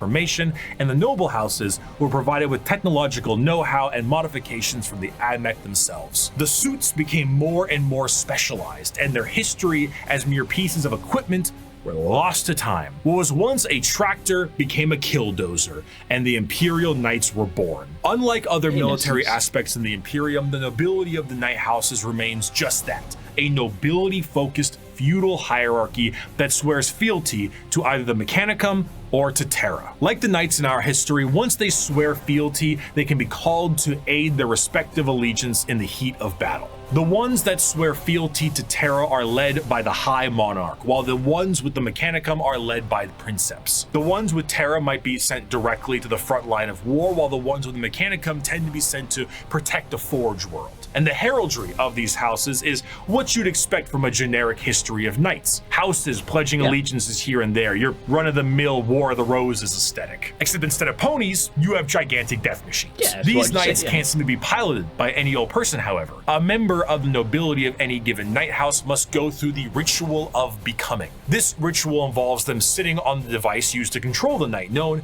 as the Throne Mechanicum, for a full night. What's wrong with that? I mean, sitting in a chair for a full evening sounds pretty great right about now. So a pilot cannot drive a knight. They can, but it moves about as effective as Ripley from Aliens 2, big, lifter thing. It is, in a sense, a beast that must be controlled, and a pilot must merge with it. The mind of the noble is connected to the machine and must fight with the mental signatures and personalities of the prior pilots as well. Everything a knight experiences in battle is felt by the pilot themselves, be it the general movement in the battlefield or damage sustained by the machine itself. If a knight's leg is blown off in battle, the pilot could experience a broken bone in the same spot. The merging to the machine forever changes the mentality of the noble that experiences it. This connection reinforces a strong degree of nobility and honor in the pilot, and a desire to fight for the glory of their house until the bitter end, as their ancestors' minds are linked directly to the knight. The size of these knights can vary, but generally speaking, they stand in the ballpark of 30 to 50 feet tall, and are protected by a thick adamantium armor. Beyond that, they have their own unique ion shield generators that give them added protection, and when it comes to their looks, the most common pattern across the Imperium is the Questoris pattern, and is honestly the one you're probably thinking about right now. But there are also smaller versions like armatures and bigger ones known as the Dominus. As for a loadout, these guys are essentially a violent Mr. Potato Head. Battle cannons, Gatling cannons, heavy flamers, thermal cannons, up close and personal, how about a gigantic chainsword or a straight up gauntlet? And for that empty spot up top, screw it, more autocannons, maybe add some missiles. Whatever you can do to make it as over the top as possible, you got. But remember, never innovate, or the Adeptus Mechanicus is going to come for you. Do it. A squire serves a knight serves a lord serves a baron, and a baron serves a monarch. So who does the monarch serve? He serves every subject, from the rudest serf to the members of the court. Chivalric fealty, when ideally practiced, is not a pyramid, but a circle. Ironically, on the surface, night worlds themselves are one of the least grim-dark settings in the galaxy. Reverting to an ancient time with knights and peasants is almost an escapism from the techno-hell of the modern. I mean, yes, but also you are having to live in essentially what would be classified as medieval or pre-medieval times, complete with all the medical fun that entails. Modern Imperium. But this, of course, doesn't make it great for everyone. It sounds fun on paper to play a game of knights, but it's not so fun when you're the peasant of that world. For the knights themselves, the knights give their entire lives to the Throne Mechanicum, and their reality is not their own, as they have to hear the voices of thousands of generations of their ancestors controlling their actions and their lives for as long as they live. It's a strange dichotomy. When it comes to Warhammer, most to all jobs tend to be terrible. However, if there was one that could be considered enjoyable, it would be the pilot of a knight, or a princeps of their larger cousins. While it does contain an egregious amount of hardship to be a knight pilot, you do enjoy a wealth of privilege. A knight pilot is often an asshole who can back it up. The rich noble that, despite his braggadocious behavior, is still very much him, and he will continue to be him. But knights are not the only thing that the Imperium found lost in the stars during their Great Crusade. Due to the circumstances of the Age of Strife, humans were changing and adapting to their new homes they were now isolated on. Some of these humans evolved over thousands of years to adapt to these areas, and they were known as abhumans. Many abhumans found their way into the Imperial Guard. Ratlings, ogrins, others that have appeared in books that were decidedly too change from the human baseline, and therefore cannot be included because they'd be classified as a mutant and must be exterminated. But yes, or other lesser positions in the Imperium if they were not wiped out immediately for being too different from their human counterparts. But their abilities and appearance vary from planet to planet, and one particular group of abhumans have made quite a name for themselves in the center of the galaxy. Fuck you! They're the squats. They are biker dwarves. Not what you're about to say. I don't care what Games Workshop says, even though I used to be Games Workshop. I don't care. In fact, literally they've just made them. They took fantasy dwarves and they went sci-fi now, even more so than they did before. The origins of what will be known as the Kin start at some point during the Dark Age technology, where their ancestors left a planet that is very much Terra and went to the galactic core to mine it of its resources. They brought along with them everything that they would need for a long-term stay, most important of which were the incredible AI-based supercomputers. Be it guidance, technical or philosophical, schematics, or the ability to upload the memories of a deceased explorer to gather information from them, these computers became an essential part of their everyday life, especially considering that the galactic core is one of the most inhospitable places in the galaxy. That's because the galactic core actually consists, as far as we are aware, of if not a supermassive black hole, multiple black holes around which everything swirls. It is an exceptionally star-dense location, full of abnormalities, black holes, and sentient hostile nebula. Whatever that last part means. It is not a safe and easy place to make a living, and this only got worse thanks to the warp storms during the Age of Strife. In order to adapt to this area, these travelers perfected a genetic makeup that made their future clones to be more adept to the area. Yeah, this is why I don't agree with them. They took, you see, back in the day, right, the squats existed. They existed since the beginning. Squat mercenaries were a plastic kit you could get back in Rogue Trader. Then they got removed. I think the reasons vary depending on who you talk to. But I believe the most common one mentioned is that they were removed because they didn't fit with what the aesthetic was, and so they got rid of them. And they used to be essentially space dwarves. So they had like flak armor, helmets. They had exo armor, which made them look like eggs with legs. Bikes, trikes, and then there was the epic scale stuff, which had like land fortresses in it.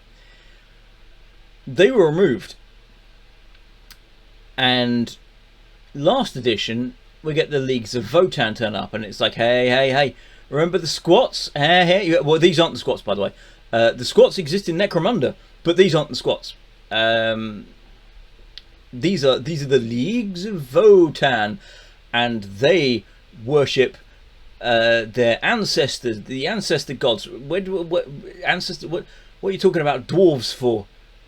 Dwarves fantasy? Dwarves venerate the ancestor gods? Totally not the same thing. Totally not the same thing. Nope. Don't look over there, by the way. Don't look over there at the dwarves with giant axes that are half naked. They're totally not slayers, okay? They're not dwarf slayers. They're the Leagues of Votan. Totally different. Future clones would be shorter and more robust than their ancestors, and the need to procreate would be unnecessary because why risk messing up a good employee when you can just make a new one? These would be known as the squats, and they would all die, except for when they didn't. And now they are known by a different name. Most void-faring races have at least one cautionary tale of foolish explorers vanishing amidst its blazing stellar nurseries and strange anomalies. Yet for the Leagues of Votan, the galactic core has been home now for millennia. These squat humanoids would begin to establish themselves in the core, and their goals would be the same as their ancestors. Rock and stone! But like, actually kinda, yeah. Whenever one of them would die, they would know that that sucker would need to be uploaded to the machines like their forefathers did. But the original purpose... See, they are literally the ancestors, so that they would get, when they die, they get uploaded into the Votan supercomputer, and then a new one is created, which is kind of not really how cloning works, but never mind. And that would be the same person, kind of, but also the ancestor would be someone to venerate because they came before you and they've got all their experiences that you've got to live up to. And they literally just took the dwarves and their ancestor worship from Warhammer Fantasy and went, it's space now.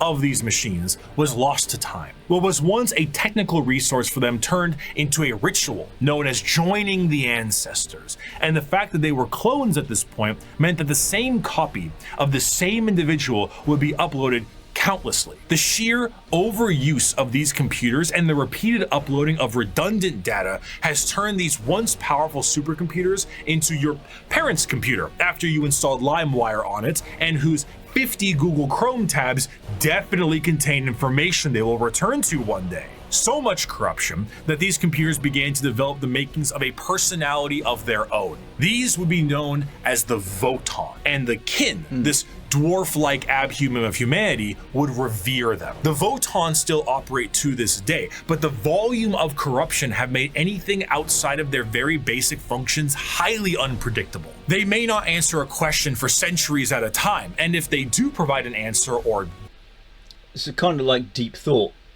Data, it has become so corrupted and so incongruent that it takes a literal kin wizard to comprehend it. The kin, much like the dwarves of fantasy, exist nowadays as a mercantile species that constantly work to mine and manufacture. However, their capitalistic desires are dangerous. The biggest crimes a kin can face are being lazy, unproductive, and breaking a contract. Stellar conflicts have broken out over hundreds of years due to the breaking of a deal. So if you signed a contract with a kin, you best stick to it, because dwarves and grudges from fantasy. Remember fantasy?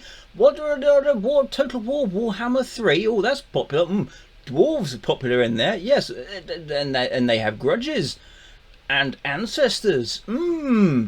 Space now. Because of this, the kin have been known to interact with other species in a fairly common manner. This includes humanity, who have met various members of the kin multiple times but constantly considered them to be all a different species. Famously, the Imperium noted that the kin they referred to as the Squats were their own species and were wiped out by the Tyranids. Little did they know, they were still around. The kin are acutely aware of two things. The first is that the humans of the Imperium are deeply terrified of technology, so the sheer existence of the Votan is a secret as well as the truth. This extends also to the Iron kin, sentient robots that are treated in the same esteem of flesh and blood kin, because kin is kin. The second thing they are aware of is where they're from.